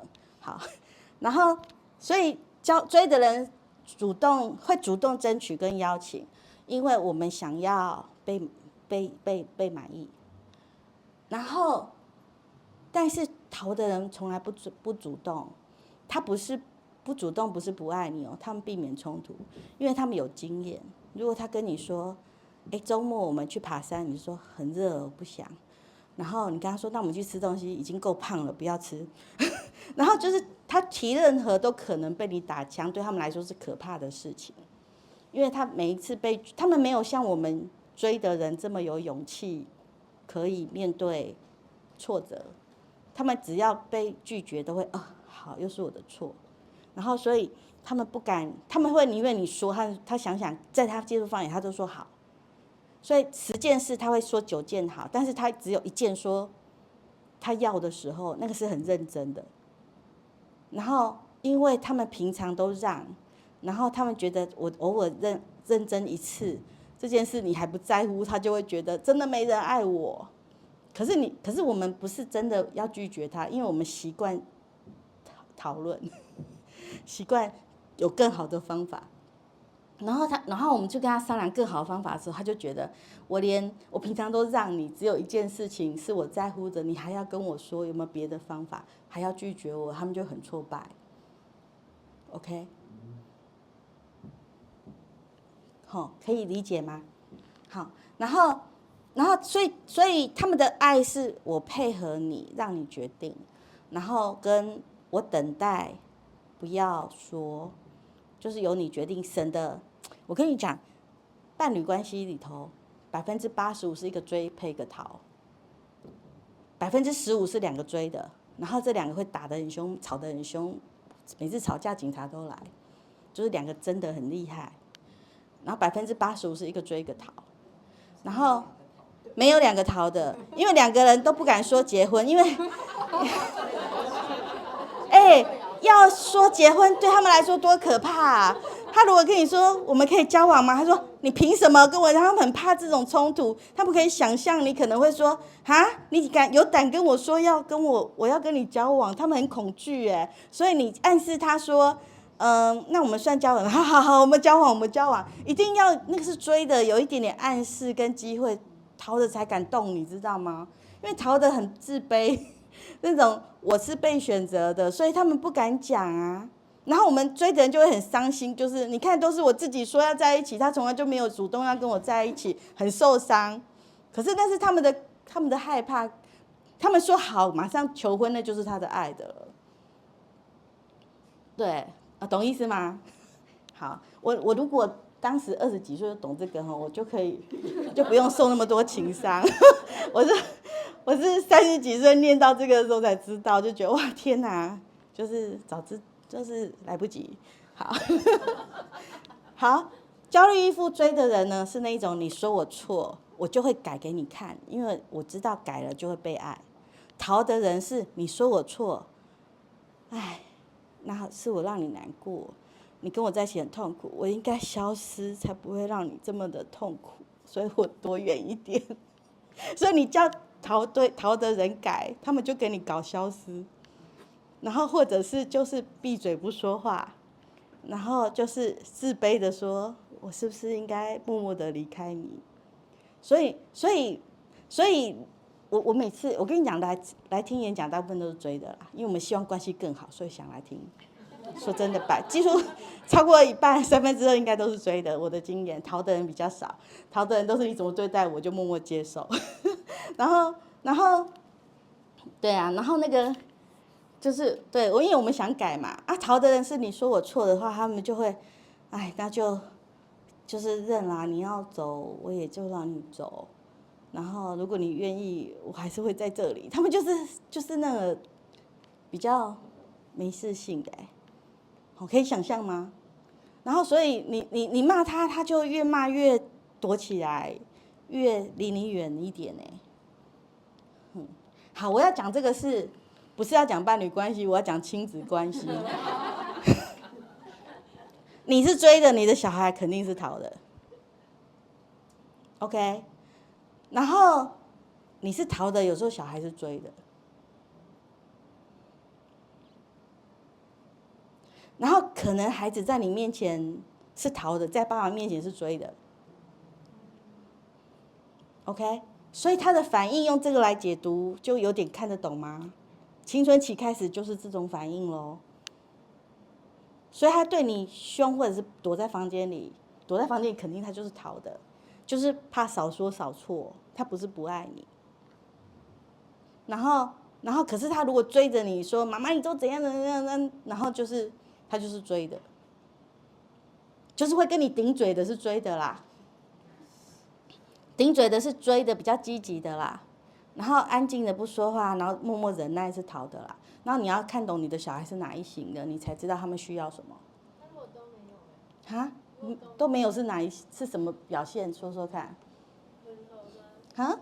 就是如果遇到问题，他可能先消化一下，然后可能告诉你说，我想好了，我要干嘛，他也没有跟你寻求。这种想好了，我知道的都是追的啦。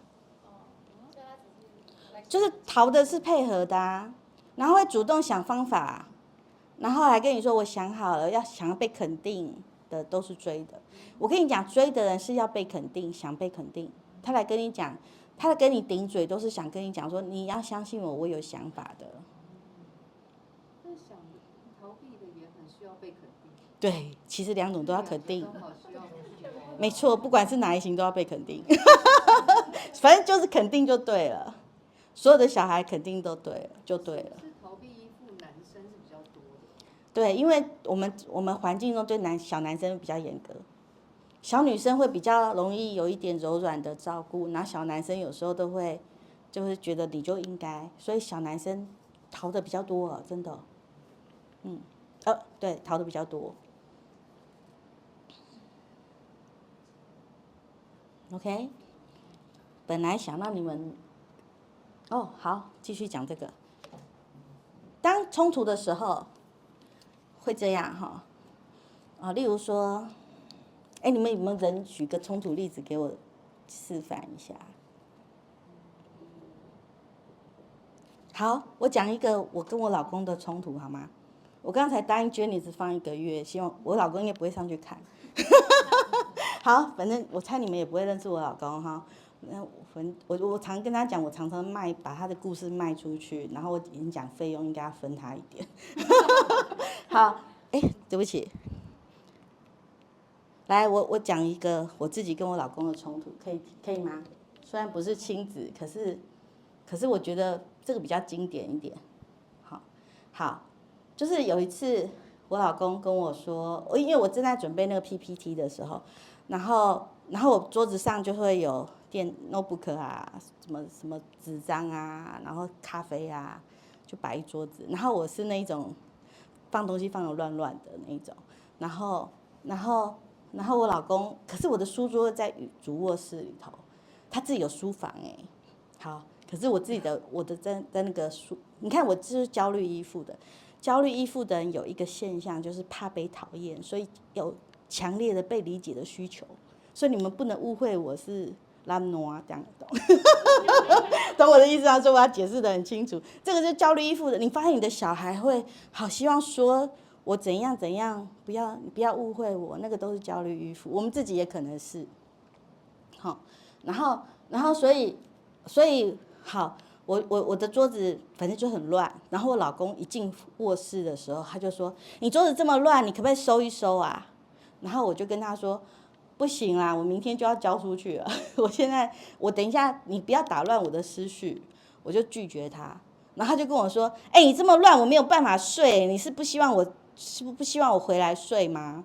然后我就跟他讲说：“你神经病哦，床在那里，桌子在这边，关你这个桌子关你什么事情啊？”我又拒绝他第2次，然后他就说：“好，你既然这样说的话，那我搬出去，这个家就给你。”然后我就一把火，我就说：“我这个就是我只是要写 PPT， 不想整理这件事，你就说你要搬出去。”然后我就一把火，觉得说你干嘛这么发神经？然后我就发现我们的冲突来回有3回合了，对不对？然后我现在很好，我是心理师，然后我觉察到我们的冲突3回合了，所以我就跟他说停下来，停一下。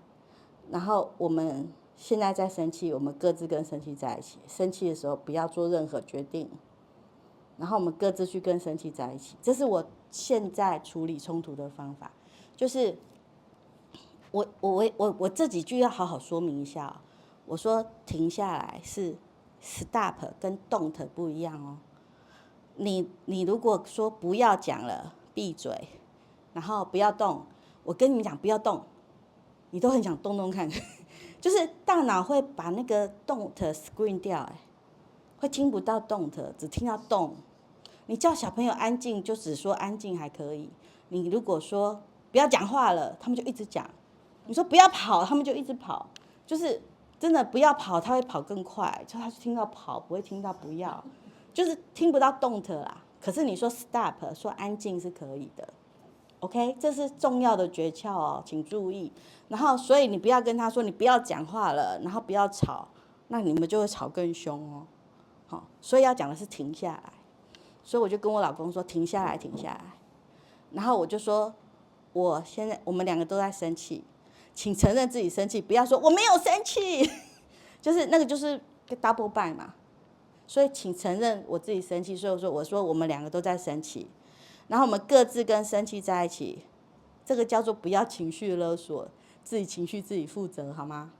所以我说我们不要我们自己跟自己生气在一起，等停下来再来讨论发生什么事。这个是我处理冲突的标准步骤。OK， 我刚刚忘记讲一件事，焦虑依附的人呢有一个习惯，我的生气我要10分都说出来，希望对方陪我调节。但是逃避依附的人是0分，绝对不会说出来，不让，就靠自己转移注意力，睡觉或者玩电动。然后，可是我们焦虑依附一直讲我的心情，一直讲我的心情，希望旁边的人照顾你的心情。然后，但是偏偏我们要找的照顾的就是那一个逃避的，他自己都调节不来，都只能大量睡觉。你去找他，他玩电动玩更久，因为他不会调节啊。然后，所以他安抚不了你啊。你是焦虑依附的，你找闺蜜说，那闺蜜一定也跟你是焦虑依附，她听得懂你嘛？可是你找的是逃避的，他们就会好，然后我要去睡觉了，真的。然后所以你的老公是这样正常啊，85%的老公这样正常好吗？然后就是不等于他不爱你好吗？他是没能力，不是不爱你。好，弄清楚，他是没能力，他这一型的没能力，不是不爱你。然后所以我后来发现，跟逃避依附的老公呢，我老公一定是逃避的嘛，85%，他跟他在一起的诀窍叫做我的情绪7成我自己调节，然后我只跟他说那个3成分享我的感受，然后我也试试看叫他讲一点点，至少可不可以讲个3成 ，OK， 因为他绝对是自己去调节。我老公是工程，他自己去写程式，写到忘记。我想说，我气成这样，你还能写程式？这样就是对不对？好，然后可是这是两个类型的特色，跟爱不爱没关系。OK， 好，然后好，所以我会跟他说，我不情绪勒索，我不要把我的情绪期待他照顾啦，我自己要先降下来。所以我跟自己说，那我们各自去跟生气在一起，晚一点再谈。然后我就自己去坐下来照顾自己心情。好，想要知道怎么调节吗？多讲一点。好，静下来怎么静下来？要学吗？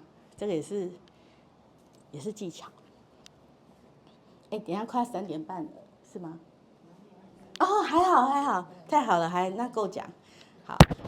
好，我是说，我静下来的时候，我会等一下我会教一些静心冥想照顾情绪的方法，这个等一下教。但是情绪的部分，我会跟自己说，我有一个习惯，我心理师的那个，等一下，好了，找到 PPT 再给你们看。生气下面有3个系列的心情，大部分生气都在讨爱，对不对？所以生气下面有3个系列的心情，一个是伤心系列的，一个是害怕系列的，一个是羞愧、自我怀疑系列的。然后，所以我要那个生气是所有的心情都是你跟那心情在一起久一点，它会流动跟消散。但是生气除外，生气是你跟生气在一起，你一直想那个人多糟，你的生气就会越来越大，像龙卷风一样。所以生气我会看到他，但是只同理他1次或2次，我就得讨论生气下面到底在伤心什么、害怕什么跟羞愧什么。你如果抓着生气内容跑，那只会冲突越来越大。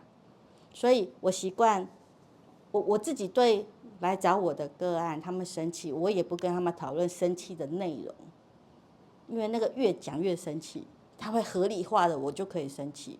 所以我都跟他讨论，你这个生气下面是什么感觉，是什么伤心系列的心情，害怕跟羞愧系列的心情。然后所以我就问自己说，刚刚他进来，然后说我这个很乱，然后说他受不了，他要出去。然后我有伤心吗？没有啦，什么伤心？他就是神经病。然后我有害怕吗？没有，他就是神经病。羞愧哪有？就是他有毛病。然后我就知道我还不够冷静。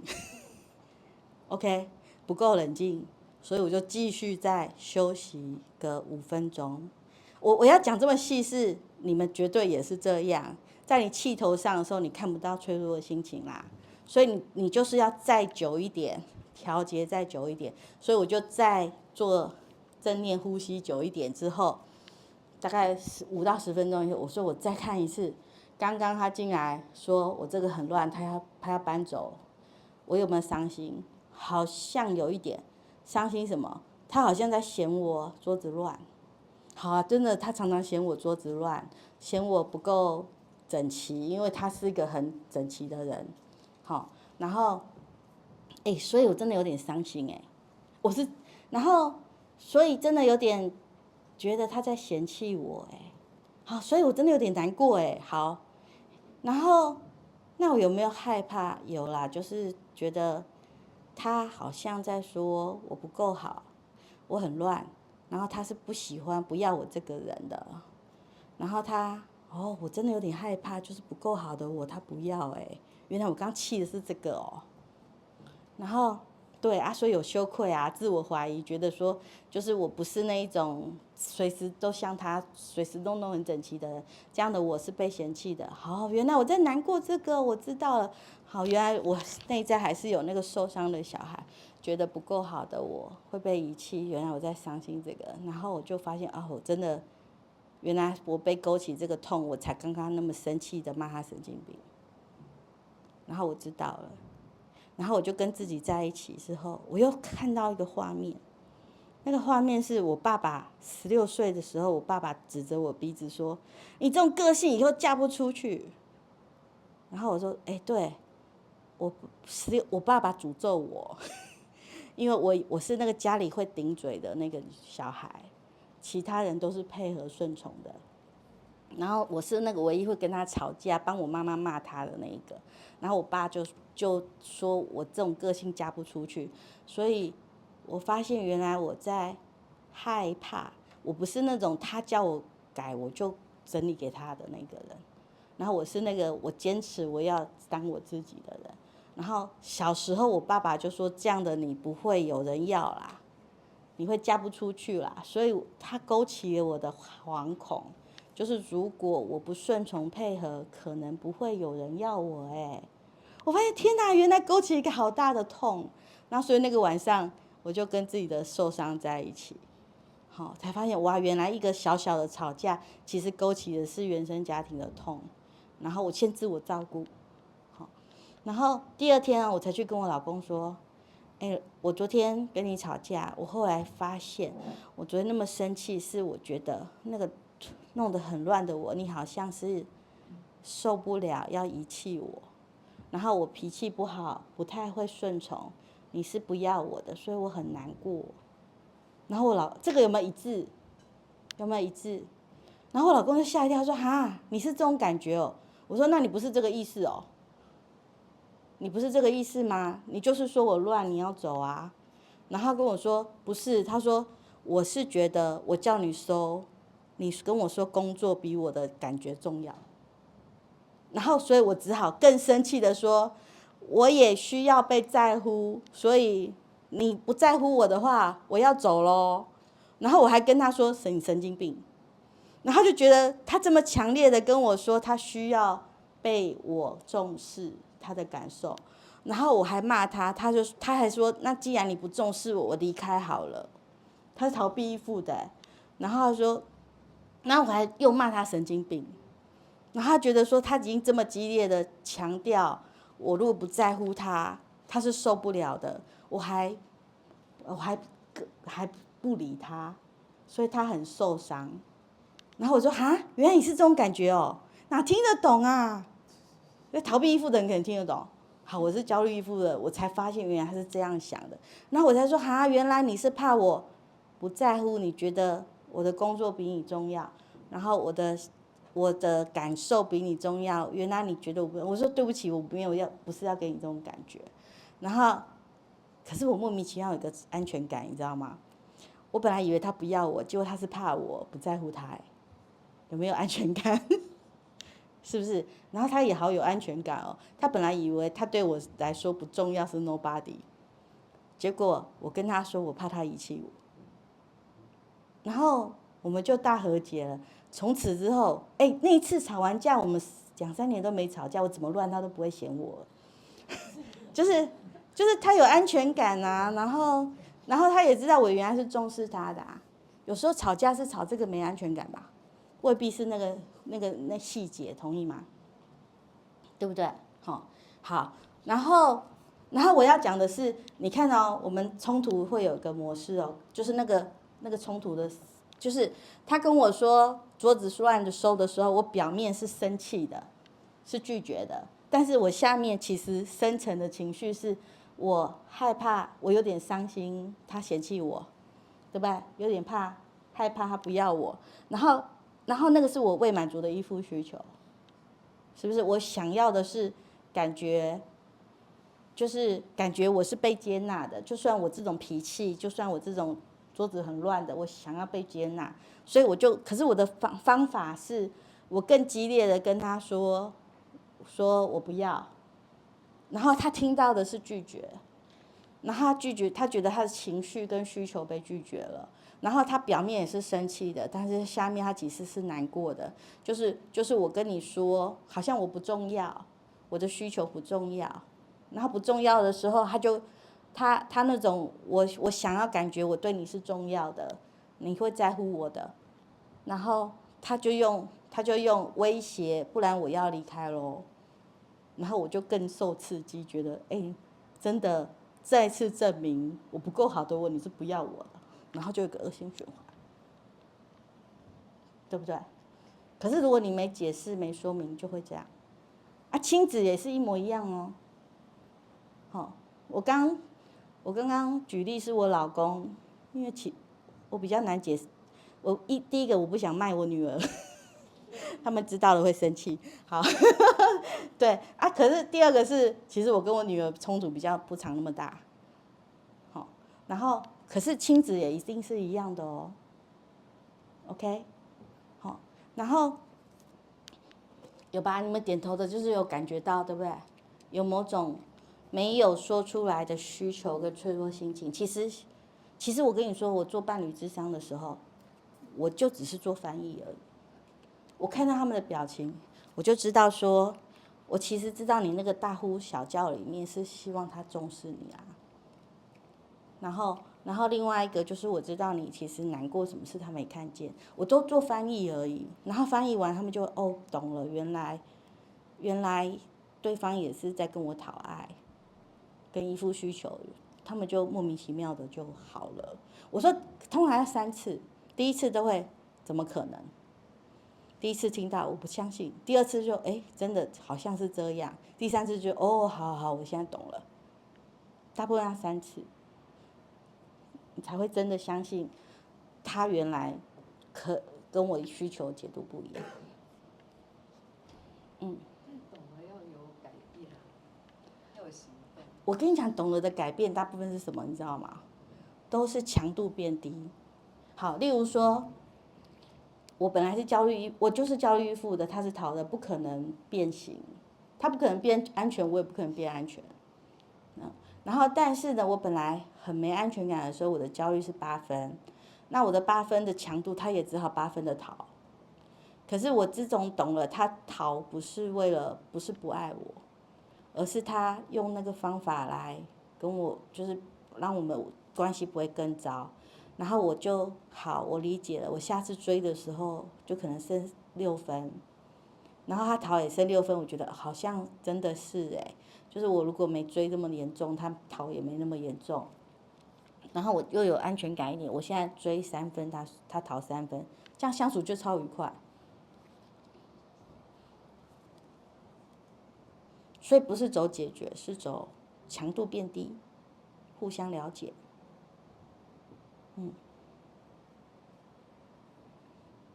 然后或者是其实你看懂了他发生什么事，你也不会生气。你有时候要看懂那个逃的人，因为他们都不说。好，青少年的时候，你就会发现他们都不说，因为我们追得很厉害。然后你越追，他就越逃，他就永远不说。然后你不这么追，他就会回来多一点。然后你要给他一些，好，刚刚你们问题是你要给他一些成功的经验，就是他回来他跟你说他的委屈的时候，你以前都会说可是，或者是跟他说不行，我还是觉得怎样。就是你有一些坚持，就算他跟你讲他的委屈，他们鼓起勇气来说，他会试探讲一点点委屈，然后那个时候你千万要给他成功的经验，就是好，我深呼吸，我收下来，然后我接收你这个成功的这个情绪，然后帮你想办法，不指责你，不评论你，给你成功的经验，他们越来越放心，就会跟你说话了。就是好啦，就是意思是爸妈不要啰嗦。好，我跟你讲哦，因为我带很多父母团体，然后所以就是这个你们一次大概很难练起来，所以我们每次团体都是在督导，对不对？就是挫败了再拿来讨论，挫败了就讨论，然后重复练习，不然这个强度最多1个礼拜。你们就会回到正常的，这个叫正常。所以大部分我们都还是要有团体的支持，才有办法撑下去。因为这改变不是我们习惯的事情。你用这个方法生存了几十年了，你很难在1个礼拜光听我一个演讲你就变了。所以我们需要一点长时间的在被督导啦，哈，对吧？是这个感觉吧，哈。然后呢？然后就是我有一次有一个国2的小女生，然后她就是整个好淘哦，然后她跟她妈妈都没话说，然后可是她妈妈可是她有点不上学，有点忧郁症了，然后她妈妈可是她妈妈一直问她，她就都不说，然后就只是哭着说我不要上学，所以她妈妈就把她带过来，然后带过来之后，她妈妈又一边上我的团体，一边练习怎么说话这样子，然后我就跟她说，我一开始都要帮她翻译，也就是她女儿的感觉，我要传给她嘛。然后可是我不能长期替代这件事，所以我需要她自己学怎么倾听哈。然后倾听的方法，这边是情绪调节。来，倾听的方法呢，4句话。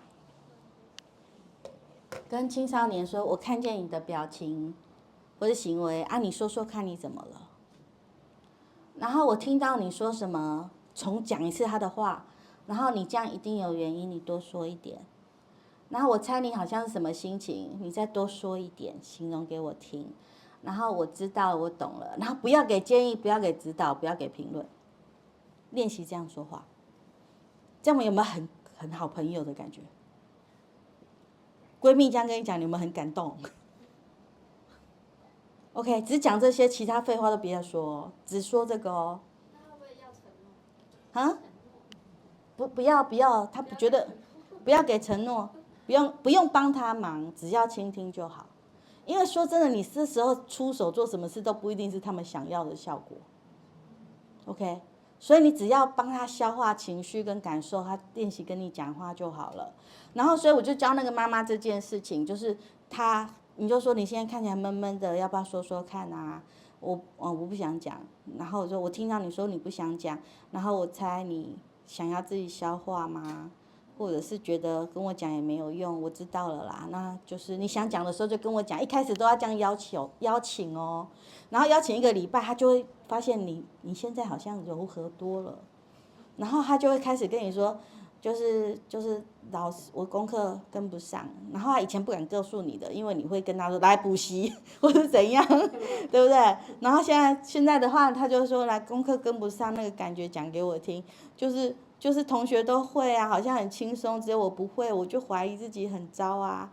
然后千万不要给评论跟帮忙，也不要给建议，就说那个很糟的感觉，难怪你会好不想去哦。可是既然这么怀疑就不想去，可是你今天还是去了，你是怎么鼓起勇气去的？讲给我听。然后就是我还是觉得如果没去的话会更糟，所以我还是撑着去了。所以你虽然好害怕，可是你还是跟自己说不能更糟，然后你还是撑着去，所以你真的是用尽力气再去，我听到了，有没有很温暖？这样明天还是可以去吧，对不对？好，然后就是变成青春期，你得这样讲话了。好，这个你们一定没有用过，要练习。好了，这是心理师用的，推荐你们用。这就是我有办法让那个在家里讲不到5句的跟我讲1个小时的方法，然后让孩子都会觉得我想去找那个心理师聊天的原因，就是我们是受大量的训练讲这种话，我就直接告诉你们怎么做了，就不用花钱来找我这样 ，OK？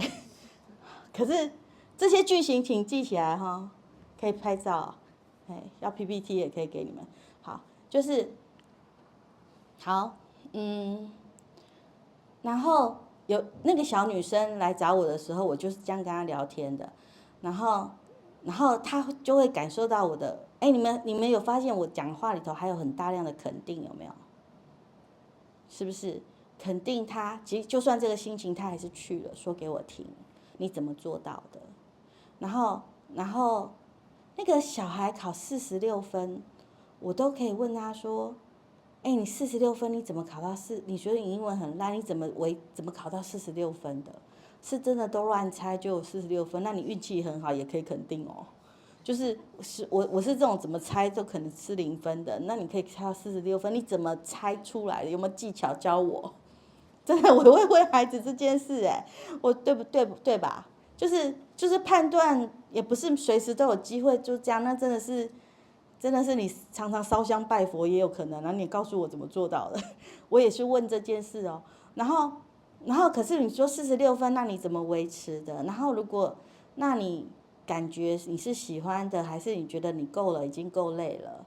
那有没有别科是你觉得比较简单一点，好像花时间在上面分数会拉高的，比较容易的，有没有是哪一科？那考试前是不是我们注意力放在那一科，就不要那种1个小时花上去还进步不到1分？我们从那边下手啊，对不对？然后我是这样跟他们讨论的，好，然后我一边陪孩子，我一边教他妈妈练习这件事，然后那个小孩就是跟我说，我后来就问小孩说，你觉得你妈妈现在跟你讲话，跟你关系有好一点？他说有啦。我说，可是你看起来好像还是，你妈妈说你好像还是很多事不想告诉她。他说，我妈妈以前，我觉得我只要跟她讲话，我妈妈都会射子弹。就是只要我跟她说我功课不好，我今天很难受，我妈就会说，你不反省一下吗？或者你怎么事没做啊？然后你应该怎样啊？她说，所以我觉得我以前跟我妈妈聊天的话，她的回应都是在对我射子弹，所以我都不说。那我说，那最近你妈妈来諮商以后有没有变？她说有。她说她有时候我妈会射糖果。我说射糖果讲给我听。她说有啊，我妈最近会给我点肯定或是怎样。那我说糖果好吃吗？她说还不错。我说那可是你妈妈射糖果，可是你现在还是不想跟她讲，一定有原因。然后她跟我说，这句很好用哦，一定有原因，你多说一点。这句要背起来哦。这句你们一定没讲过，来跟我念一次。有原因可以告诉我，多说一点吗？然后我就说，那你可是你妈已经在射糖果了，你还不讲，一定有原因。他说，可是他现在是10次有8次射糖果，2次还是子弹，所以我还是得把盔甲穿好，我还是不敢随便讲，因为还是有害怕。我就说我懂你的感觉。我说难怪你还是会小心翼翼耶。然后那个感觉真的还是得保护自己，我懂。然后我跟你讲，跟青少年讲话请起承转，不要合好吗？不要结论，然后他就可以发酵他的感觉。忍住不用结论哦。功课越好的，作文越好的，千万不要写最后一段，好吗？就是起承转，说我懂，我懂，我知道了就可以了，忍下来，不要再说了。不，因为你的和就可能是什么建议啊、指导啊、评论啊 ，OK？所以就是讲一半，然后就跟他说，那下次再来。我都是讲说，那今天我知道你的感觉，那我们下次再约。我不会跟他讲结论，因为我让他把那个感觉发酵再带回去，然后他体会那个感觉。除非他自己主动问。啊？除非他自己主动问。对，除非他主动问我该怎么办，不然我很少给建议，因为我是协助他情绪流动，可是我相信他们情绪流动一之后，自己会找出答案的。那个这是人本，你们人本的精神，就是它是一棵橡树，你种子种下去，它就会从苗变成一棵橡树，你不用哭着它，怕它长歪。OK， 你只要给充足的空气、阳光、水，它就会长好。所以你只要给它的同理，它自己会找出解决的方式。这是人本的精神。好，然后所以我只要起承转，不要合，就是可是要陪他聊，那个是支持，那个是懂。然后结果半年之后，半年内他是这样跟我说的。半年之后，他就开始什么都跟他妈妈讲哦，然后还会跟他说我要晚上跟你睡，我心情不好。然后他再来的时候，我就问他说，哎，现在你妈妈还有射子弹吗？他说什么子弹？不记得了哎，他完全忘记他妈妈之前就是那些评论了，就是大概半年，就是好，就是从他拒绝你到又重修复，可你要讲这种话，半年内会有挫折，他可能还是拒绝你，就是时有时没有，半年后就可以什么事都跟你讲。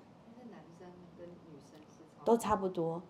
我讲这个是我的带父母团体的经验，因为我带很多团嘛，然后陪着他们，我的团都很奇怪，都跟我三四年以上，就是大家都不想走。好，就是他们中间转变的过程，我观察大概都是半年，重新恢复那个信任跟聊天。甚至我跟你们讲，可能会有个现象哦，他们一开始是拒绝你，然后当你开始柔软之后，他们反而会对你生气，说啊，你以前总是骂我，现在为什么你现在你可以对我好，你以前做不到？他会生气耶，然后就会说，就是之前你骂他，他换他来骂你，说那你现在可以这样子，那之前你为什么要这样骂我？有的小孩还会反扑一下，然后可是大概半年就没了，半年他就好了。他们反扑的时候不用讨好他，不用讨好他，继续重述。就是你好难过，我以前没有这样对你，我知道了，对不起，就好，重述。然后说我懂你现在有点难受，那个时候以前我对你好凶，然后你现在还在难过，我懂，我知道了，重述就好。不需要道歉。不用，有啊，对不起一下就好了。可是你的对不起里面要重述啦，就是我知道你气我这个，气那时候你那时候怎么事情的时候，我没站在你里面，难怪你这么伤心，我知道了，对不起，这样重述对不起只有3个字哎，可是你重述让他知道，原来你知道他的感受，那个才是疗愈啊。可是不用怎么样跪地求饶啊，买礼物啊，什么不用。就是一个重述，跟我知道了就好了。他们会有半年的反扑。我想问一下，就是如果有小朋友他下了课，他可能一上车他就跟你说，我今天心情不好，妈妈，我今天心情不好，但我不想说，那你现在就放故事给我听，我要转换一下我的心情。很好，你就重述一遍，你试试看重述一遍。妈妈听到你今天心情不是很好，所以你现在不想说。那没有关系，然后你现在想要听故事是吗？对，你听听故事，转移你的注意力就会好一点，对吧？就是这样，就是标准的重述。然后，如果你是他女儿，听到这样什么感觉？有被了解，也有安抚到，对不对？光重复就有安抚哦。OK， 好，我如果后面，因为我通常后面就会讲，你需要我给你什么样的帮助？可以问，会太早吗？还是可以问啊。不过他已经说了，你放音乐给我就好了。你也可以再多问，还有别的吗？我可以做什么会让你更好一点？可以问这个很好。哎，刚刚有没有要问？忘记了，没关系，想到再问。在这个青春期的时间啊，有什么方法是如果我小孩是不太会讲的，有什么方法是可以让他比较 comfortable 来跟你讲？那个不太会讲的哈，你前面要慢慢的靠近，前面你就先讲前面2句。就是我看到你今天闷闷的耶，要不要说说看？他说，我说哦，你不想讲，我知道。然后可是每天都这样来个3、4次，他就会感受到你的诚意跟邀请。然后他就说没事，然后就说学校很烦。假设他终于讲了一句学校很烦，你就说那个学校很烦，我从你的表情看出来学校很烦，你尽可能多说一点啊。然后要不要说说看烦什么？他说不想讲，讲了心情不好。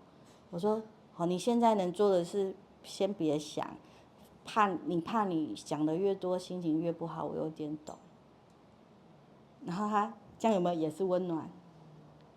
然后他就会好像他下次就会讲更多，就是一点一点的渗透进去。OK， 一句一句练呐。然后我有发现你是那一种心情不好，你都是靠自己调节心情，不想讲，你靠自己把它忘记或者是沉淀，所以你不想讲，怕越讲越多，越讲越烦，是吗？我懂。有没有？他就被你示范可以这样讲，就是越来越 comfortable 跟你说话。好。我可以问一个，不是可以想问小孩，就问我们是自己本身，是自己才可以那个。对。So， 因为刚刚也有人提，但是其实我是觉得，就是重复的时候啊，要是我觉得有人这样对待我，会觉得说，Oh my god， 好烦 ，like 就是每个时候天哪，就是不要就是再重复这样。那我们这样是好，是怎么样人？你讲，你说对了一件事情，有一些人小孩会抵抗，可是他怎么抵抗呢？我跟你说的是一句一句来，对不对？有的一开始说，我看到你的表情怎么样，你好像是不是心情不好？他就会说不要乱猜，然后你就说哦好，你叫我不要乱猜，我听到了。但是他为什么不要乱猜？因为有的人其实不能面对自己的心情，你懂吗？他们是转移注意力，就是不管我难过什么的，我都要装作没事，所以他自己心情他不能承受，然后所以他会说你不要乱猜，然后可是你轻轻碰一下，还是要碰哦，你轻轻碰一下，让他知道原来你状态不好，他要觉察他状态不好。有的人自己状态不好都没觉察，同意吗？他就是说我哪有心情不好，他根本没觉察到自己心情不好，所以他被说我看到你声音变很大，好像在说你心情不好，你这么大声说他是心情不好吗？我哪有心情不好？可是你说哦，你说你没有心情不好，可是他有觉察到我好像怪怪的，所以你在协助他像镜子一样，让他看到自己的状态。所以他们一开始会抵抗，有一些不喜欢自己有情绪的人，他就会说你不要一直盯着我看，不要一直注意我啦，因为他都不想注意自己，所以他抗议不是抗议你哦，他是抗拒面对自己。然后你再说第2句说我听到你说什么的时候，他说你不要学我讲话，会有这种孩子。然后可是他说你不要学我讲话的时候，他是在有的人根本他们有时候讲话都气话，然后你把他气话重讲一遍的时候，他们会很不舒服。为什么我要重听一次我讲的气话？你懂我的意思吗？假设你在那边说，好，就是我刚刚那一句例子，就是你大声的说我没有生气，你声音好大的说我没有生气，我重讲一遍，我的语气是这样，没有评论的意思，但是他会说，我怎么怎么在生气，然后还说我没在生气，他看到是自己，他说你不要学我讲话，他其实气的是他自己，可是你还是需要当镜子，你懂吗？然后他会抗议，我有经验，这种都是受伤不太敢碰情绪的小孩，他第1个礼拜说你不要盯着我看，第2个礼拜跟你说你不要学我讲话。第3个礼拜我说你这样子好像是不是在难过？他说我没有难过，我哪有难过？你不要乱猜。然后可是你要继续猜哦，不要停哦。然后因为他需要觉察他在难过，因为他讲不出来，可是他要知道。然后结果他第3个礼拜就对他抗拒说你不要乱猜我心情，以后第4个礼拜他就说妈妈你现在怎么没有猜我心情了？他自己跑来要求被理解哦，就是因为他就真的有这样，不止一个，就是他们开始习惯原来被照顾心情、被倾听跟被理解的感觉以后，他反而说你怎么我刚刚难过，你怎么没有注意到我难过？你怎么没来猜我心情？他会过来跟你要，好神奇哦，所以他这样做。你就暂停一下，可是之后找机会继续来，因为他绝对会给你机会的。我是说随时都有表情嘛，随时会讲话，随时会有心情。然后所以就是他抗议的时候就暂停一下，然后等一下再一点点刺激。那个情绪的扩张挫折忍受力、情绪的接纳度是像橡皮筋一样，你不能一下拉很多，它会断掉。你要碰一下松一点，碰一下松一点。所以说好，我听到了，你叫我不要学你讲话，听到了，松一点，下次再来还是继续给，他会越来越好。所以不要怕。谢谢。我想问一下，因为我每天要面临的情况有点棘手。我觉得我是第三者，就是因为我有3个女儿。然后他们的状态几乎是完全不一样。那他们又年纪也是差，多隔2岁。所以当他们在争执的时候，我有点不知道，因为我不知道这样的问题是不是有离题，因为感觉是亲子嘛，感觉1对1的时候很容易，就是我如果单独对3个女儿，我觉得都 OK。好。但是对于他们3个在争执，你要处理2个人的冲突怎么办？对不对？或是3个同时，比如说好，小妹在很生气，而且妹妹是那种会直接说我今天很生气，然后姐姐说哦你在生气哦，然后她会觉得很挑衅，然后说你不要再讲话了，然后说你安静，然后姐姐说没有，我干嘛不能讲话？我没有在跟你讲话，就是类似互相。好，你这例子超好的，可是我要跟你讲，这是进阶班的。我光是这个叫初阶班 ，OK？ 你一个人练得出来才能练进阶班，但是这个我也不知道我们下次什么时候机会，但是我今天来解决。但是那个你这个例子超好的，你演你老大还是老二？都有啊。我是说你找一个人陪你演，然后我现在来帮忙解给你们看好不好？你挑一个人，你老公有办法演吗？演得出来吗？对。我觉得你演不出来啊，那个小女生的心情，爸爸演不出来啦。你们刚刚有人听得懂他女儿的那个谁有能力扮演？就是好多人就是其实身边人就是1对1，然后就有点羡慕，因为我觉得 OK 解决完一个就是结束。对，所以我现在争一个可以听懂他其中一个女儿心情，跟他胡闹，不管是那个我才不要理你，还是那个闹挑衅的那个。就是那个老幺每次就是我今天干嘛，然后2个姐姐就说那我早就会啦。就是他可能从姐姐这边是无助感，因为他不管做什么，姐姐都已经对，然后你不知道怎么帮他，对不对？我讲说妹妹也很什么，就是我不管怎么讲。好啦，现在2个女儿，一个是想要被看见，所以我会了什么，然后妈妈你可不可以看见？然后另外就说这有什么了不起，我早就会了。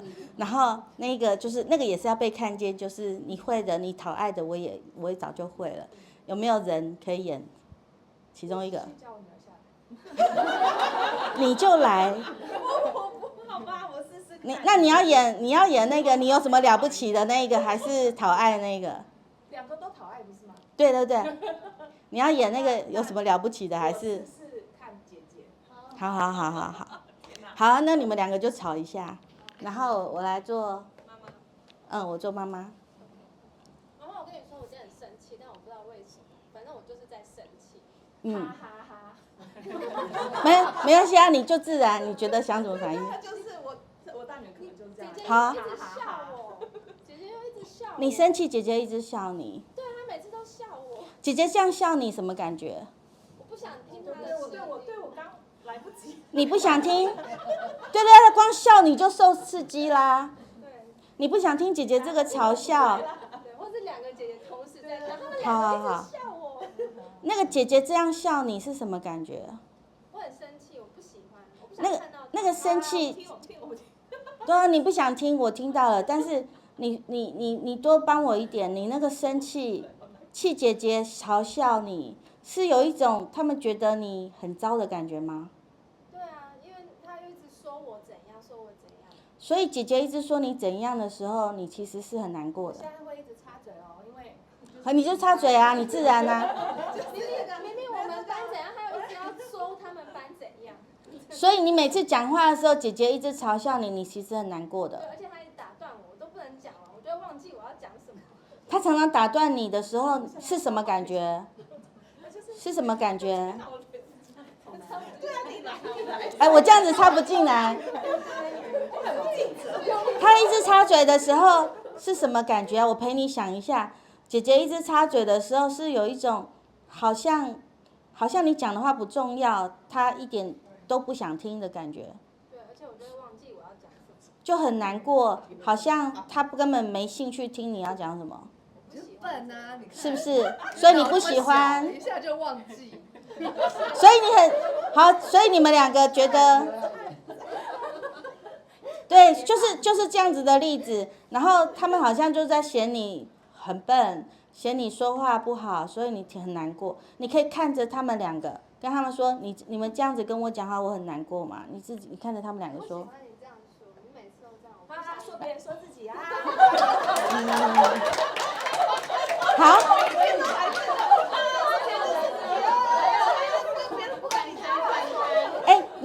你们跟妹妹说别人说自己的时候，是妹妹跟你抗议的时候，其实是什么感觉才要说别人说自己啊？这时候我就说你下车，你干嘛这样讲？我知道你超生气，姐姐都不让你把话讲完，没有机会讲。然后，但是你们两个会想跟妹妹说别人说自己，你也不想跟她讲，一定有原因。不是，我现在在听你讲话，可是我女儿绝对不会听我讲话。等一下，我们要回到我女儿的头了。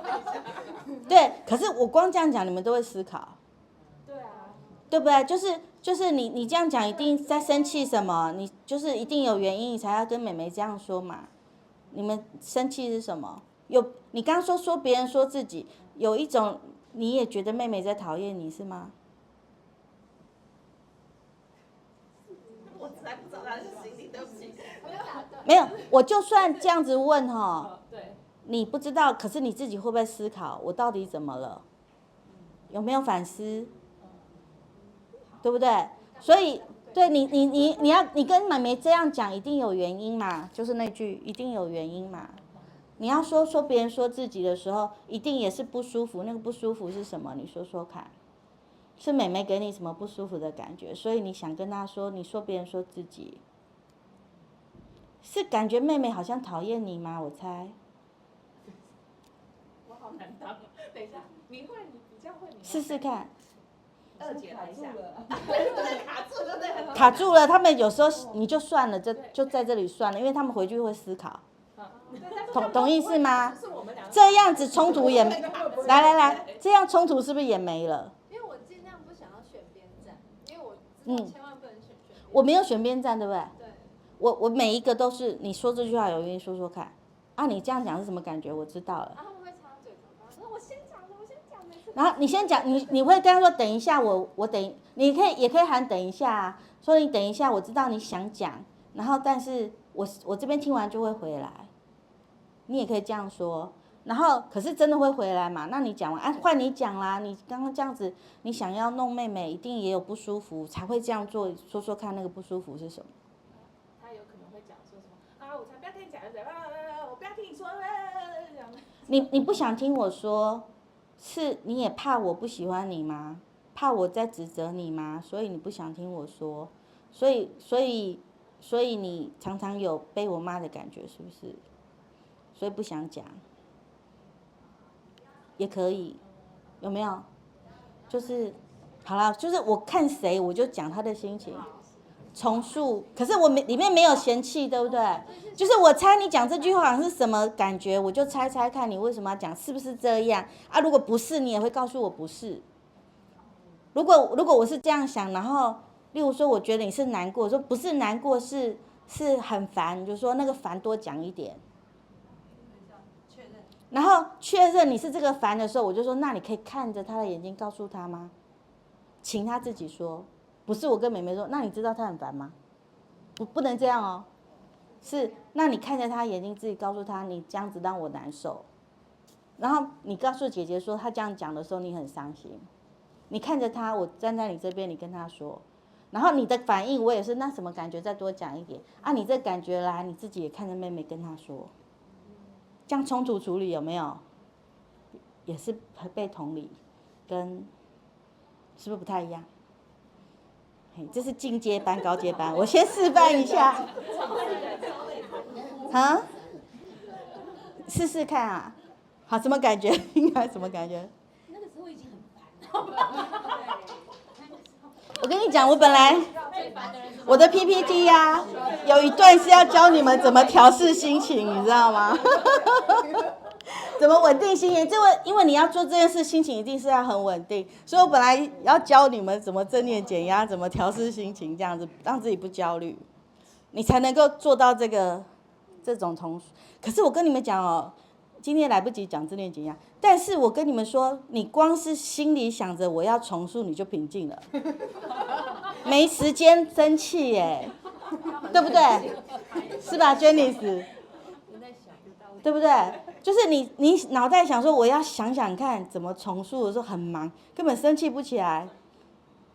对，转移注意力，这是所有的妈妈来上过我的课的妈妈都跟我反映，就是本来就会很生气、很烦躁，想骂人，然后可是想着老师说要重塑，光要重塑要很认真听，你知道吗？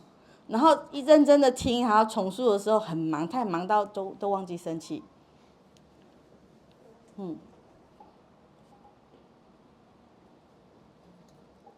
OK。他刚说酒杯拿起来，这个还蛮受用的。什么东西？酒杯拿起来。酒杯拿起来。哦，这样子啊。那个，教你们两招心情平静的方法。好，教一招就好了，因为那个好，你们可以想象一颗银色的小球绕你身体转，好，哈利波特的金探子，对不对？不会乱飞的一颗球，你可以想象有一颗金探子绕着你身体转吗？然后是金色的、银色的，反正发亮的。然后它顺时针转也好，逆时针转也好，大圈也好，小圈也好，转得很顺也好，跌跌撞撞的撞来撞去也没关系，只要是动的就好。然后你看，你们可以看着我一边想象它在动，对不对？然后继续想象哦，不要停。然后我们人很奇怪，你可以一边听我说，一边想象它转，一边还在想说我等一下要干嘛。我们同时可以做很多事。然后，但是你正在思考这个多功的时候，其中有一个频道在转这个小鱼球的时候，你就会发现你好难生气哦，因为太忙了。然后，所以请你继续忙，不要停哦，哈。然后，所以你可以，只要你发现小孩在做什么事，你快生气的时候，你就转起你的小金探子，然后让你的脑袋有一部分正在忙，你就会发现你可以观察得很清楚，还甚至能说话。可是你可以同时转你的心态，可是就莫名其妙气不起来。然后等一下哦，我等一下让你们转，大概转个，这个其实是一个静心法哦。你们这样转大概有60秒了吧？我努力的讲话了60秒，然后再转，对不对？我现在数3、2、1，停下来，你们感觉那个停下来的感觉哦。好，3、2、1，停。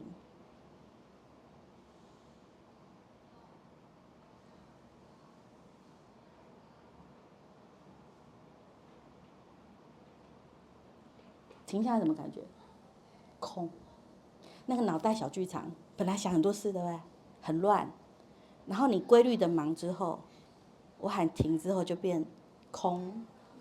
啊，这个空你们会感觉得到旁边的声音、温度，可是脑袋小剧场好像没在动，有没有？这个感觉就叫，如果现在帮你们测脑波，就叫阿法波，就是那种有感觉没有想法，那个平静感其实还蛮舒服的。所以如果你平常要拿小银球静心的话，你就转60秒，停，享受那个大脑没说话的空的感觉，大概可以撑1分钟，然后思绪就来了，然后你就再转一下十几圈，再停，又可以再撑一阵子，然后大概2、3分钟的静心，你就会觉得心情平静很多。然后我推荐你们早午晚各做一次，早午晚就是1天4次，每4小时1次，好当药吃。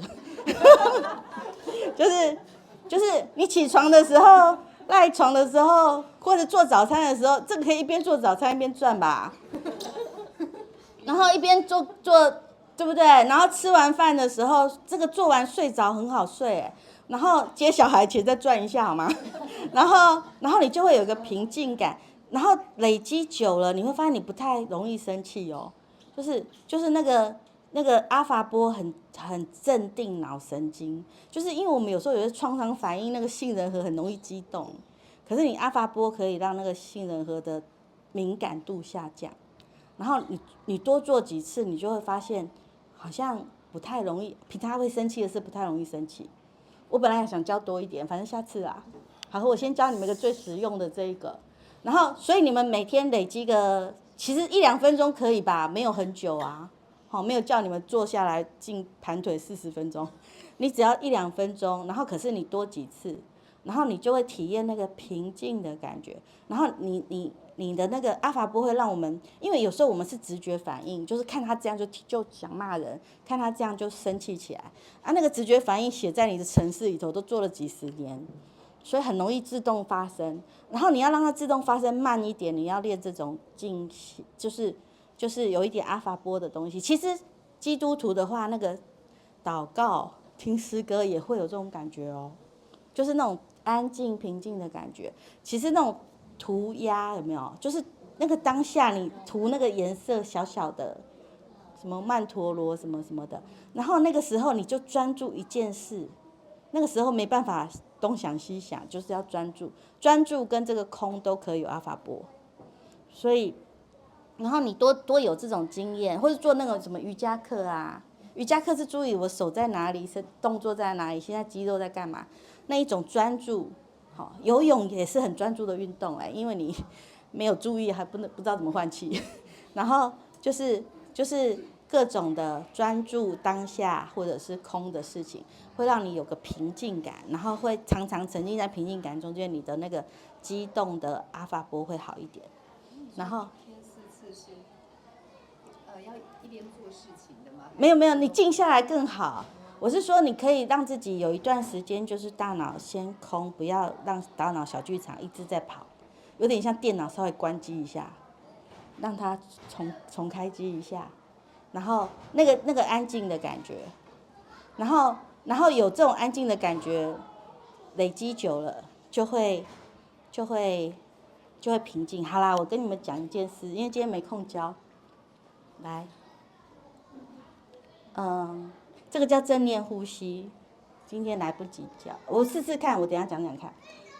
然后，你知道那个阿法波哈，如果你刚开始，对不起，我要找那个按错了。好，你刚开始的时候是你一直乱，然后我请你做一个小银球静心，你就停一下，对不对？然后又乱这样，然后。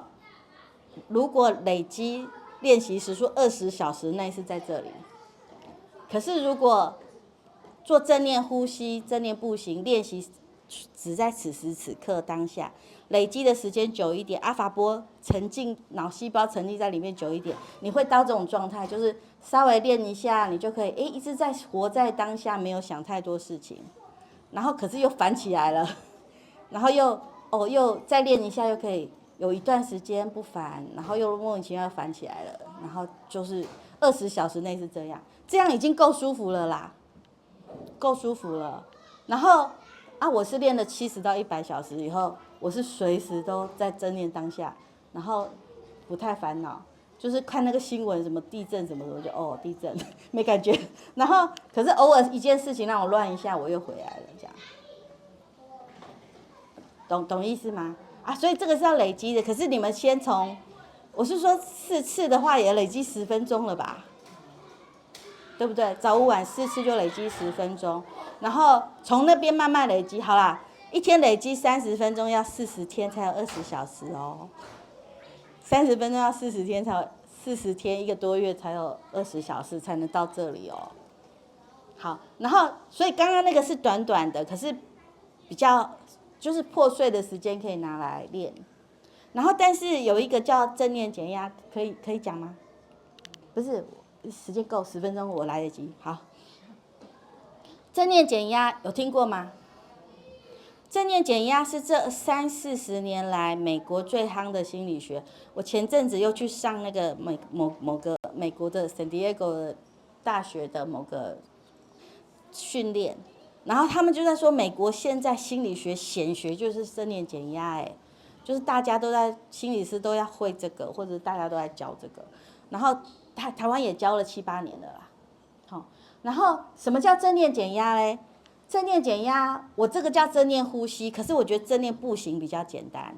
好，就是他的方法是这样，就是等一下你们要走去开车，或是有机会自己走路的时候，请你注意你现在走路是踩在左脚还是右脚，然后重心怎么从左脚搬到右脚，就是你独处的时候，请你看着你的左脚，看着你现在才踩在左脚还是右脚。然后这个非常的无聊，所以你大概2秒钟就会有念头进来，然后念头进来你要跟他喊停，我再回来看我左脚右脚。为什么要做这件事呢？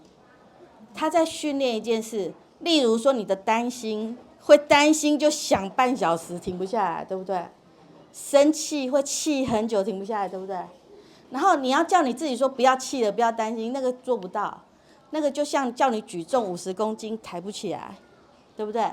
可是你要举重之前，你要先练肌力嘛，要有肌力，要先举小哑铃啊。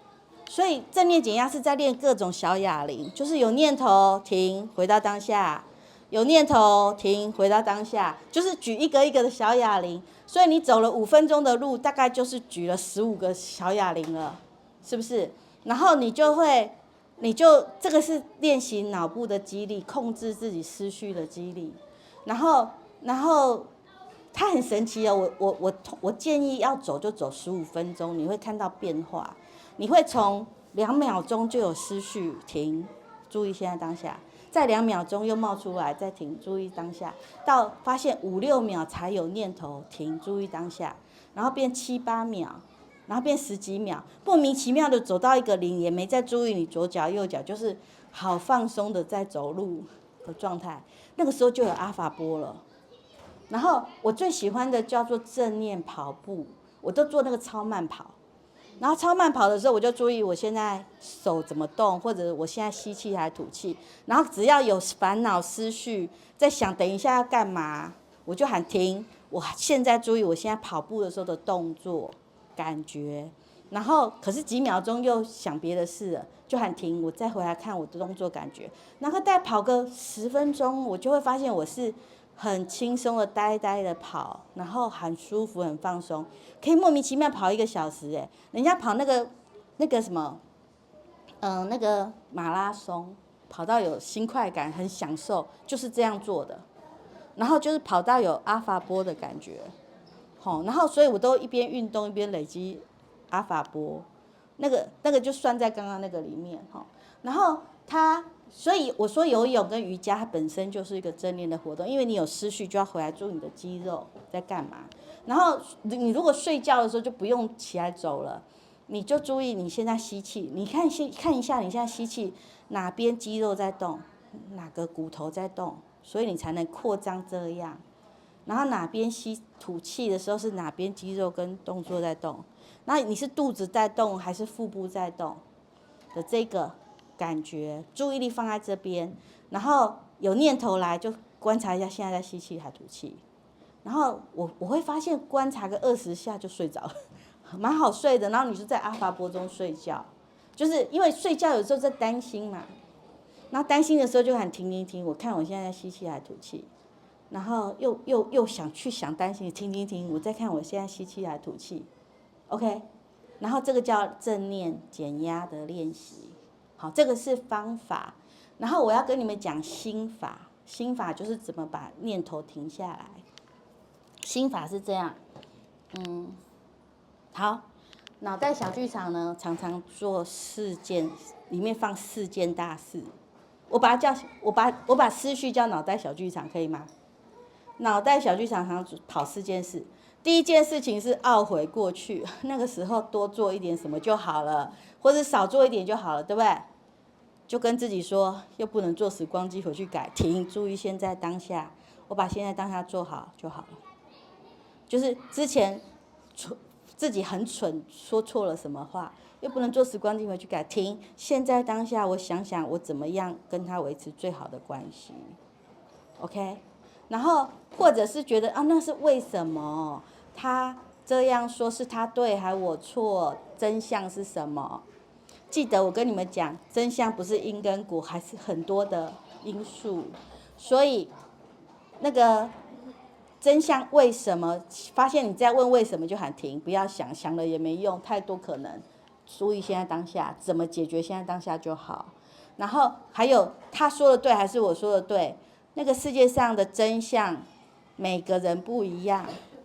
我就像黑暗里头摸大象，我摸到象腿，他摸到象牙，他摸到象耳朵，然后我没办法说服他说大象是腿，他也没办法说服我大象是冰冷的，对不对？然后是我们看到的角度不同嘛，所以彼此说服没有意义，算了，回来现在当下我跟他的状态怎么样是最好的状态。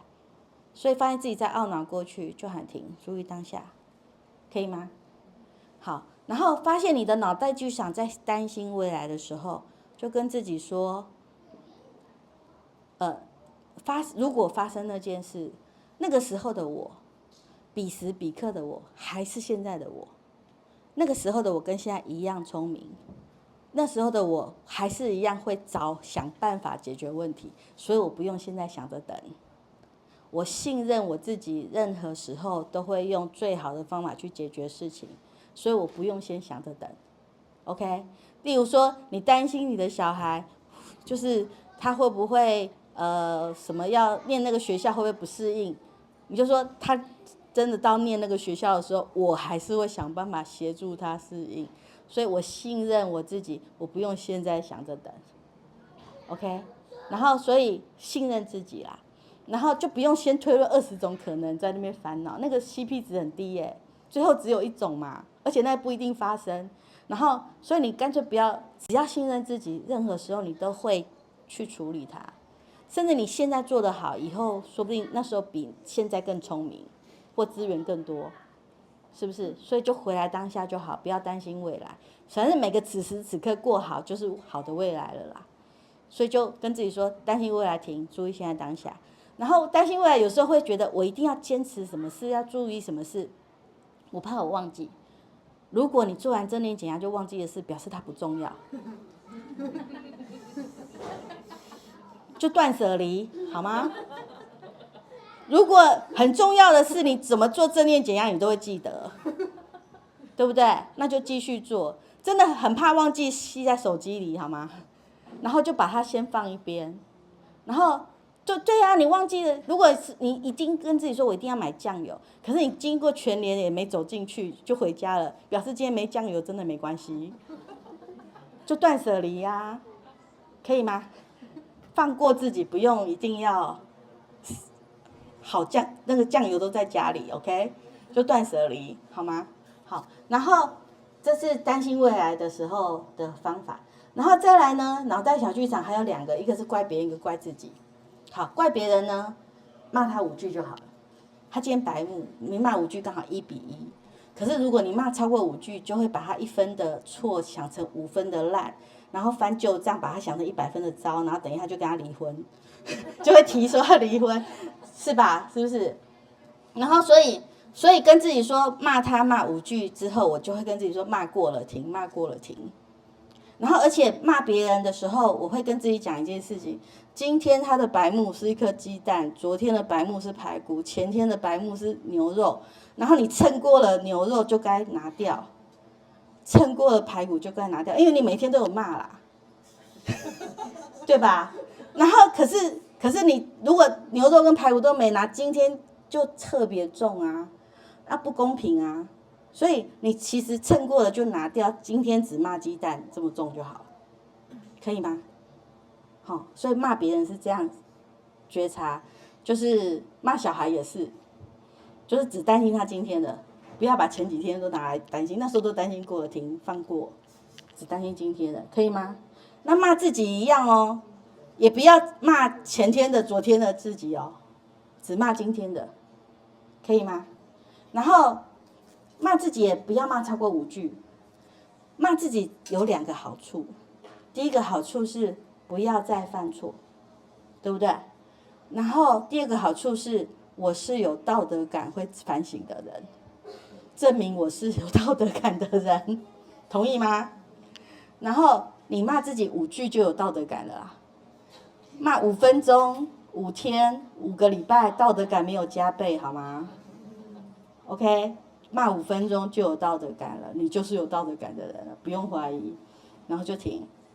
然后而且骂5句的时候，你就知道什么事要改，什么事要停，什么事要修复，对不对？5句就有了啊，所以不用超过5句，有那个知道怎么解决就停了，然后就跟自己说骂过了，骂过了停，只要又反省又骂自己，就是骂过了停这样，然后不要自责像拿刀捅自己心脏，然后痛到你没力气处理，现在当下就头痛了。你宁可骂自己停，然后好好处理，把现在当下过好。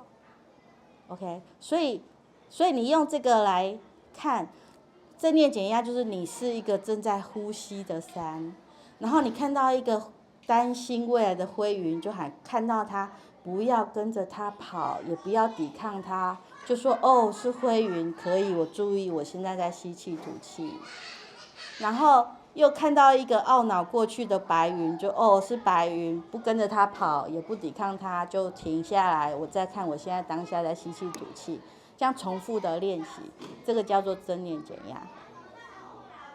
然后你练久了，你就会发现心情变稳定了，然后不容易生气，这样子，然后就比较容易做到我刚刚说的那个重塑。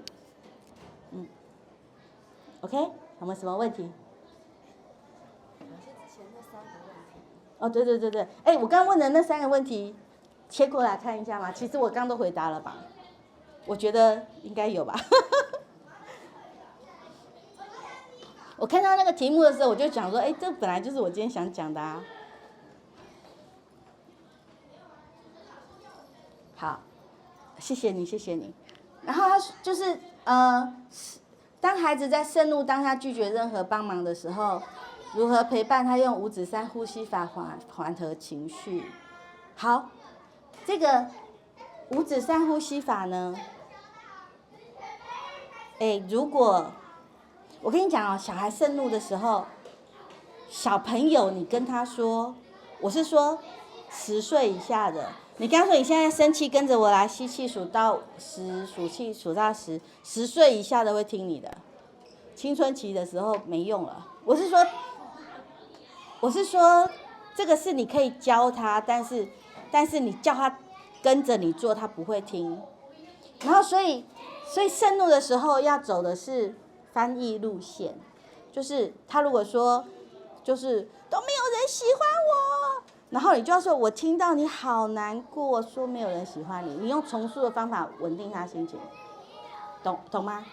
那个生气的人你要安顿生气的人的诀窍，就是把他说的话重讲一遍。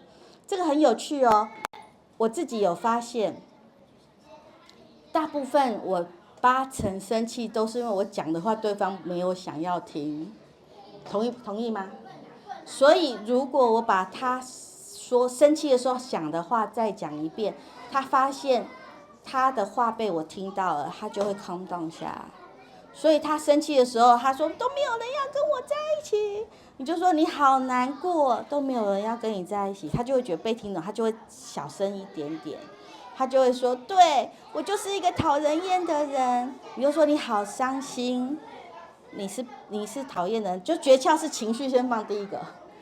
你生气什么什么事，你伤心什么什么事，然后你好挫败什么什么事，然后他就会被你情绪calm down下来，然后calm down一点点到某个程度才能说，那我陪你，我们先吸气数到10，吐气数到10，把情绪再调降一点，那个时候他才会跟上你。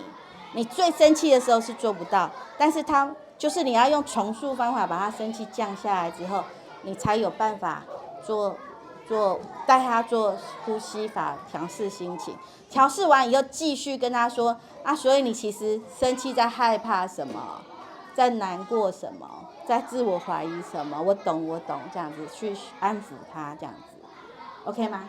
好，然后在不理智的情形下不断挑衅他和有冲突的另外一方，现场情绪会更高昂。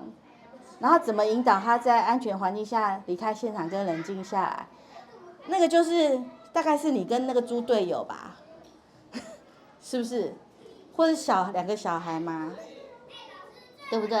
然后那个时候其实我觉得生气的时候不太可能说好了没事，然后你把一个人拉走，他们也会抵抗你。所以就是刚刚那个示范啦，刚刚那个2个小孩的示范，就是你就说，那我知道你气什么，我听懂啊，你气什么我听懂了，然后让2个都调降了，才会说，那我们各自跟生气在一起，等一下再回来，比较有机会。好所以你很激动的时候，你要大喊一声停，都安静，这个有点困难。然后可是这个要练一阵子 ，OK？ 好，那最后一题，即将迈入青春期的孩子对大人说话的，是这个吗？拒绝沟通，怎么突破青春期孩子行为？就是我刚刚讲过的就是一句一句来，我听到看见你的表情，然后你要不要说说看？然后他可能拒绝，可是你这个礼拜都只做这个，然后下个礼拜他就说，对我心情不好，然后你说什么我猜，就是一句一句来，对，需要这个历程 ，OK？ 好，第3个，不用了吗？好吧，那时间也到了，你们该接小孩了。那今天就先这样了，谢谢大家。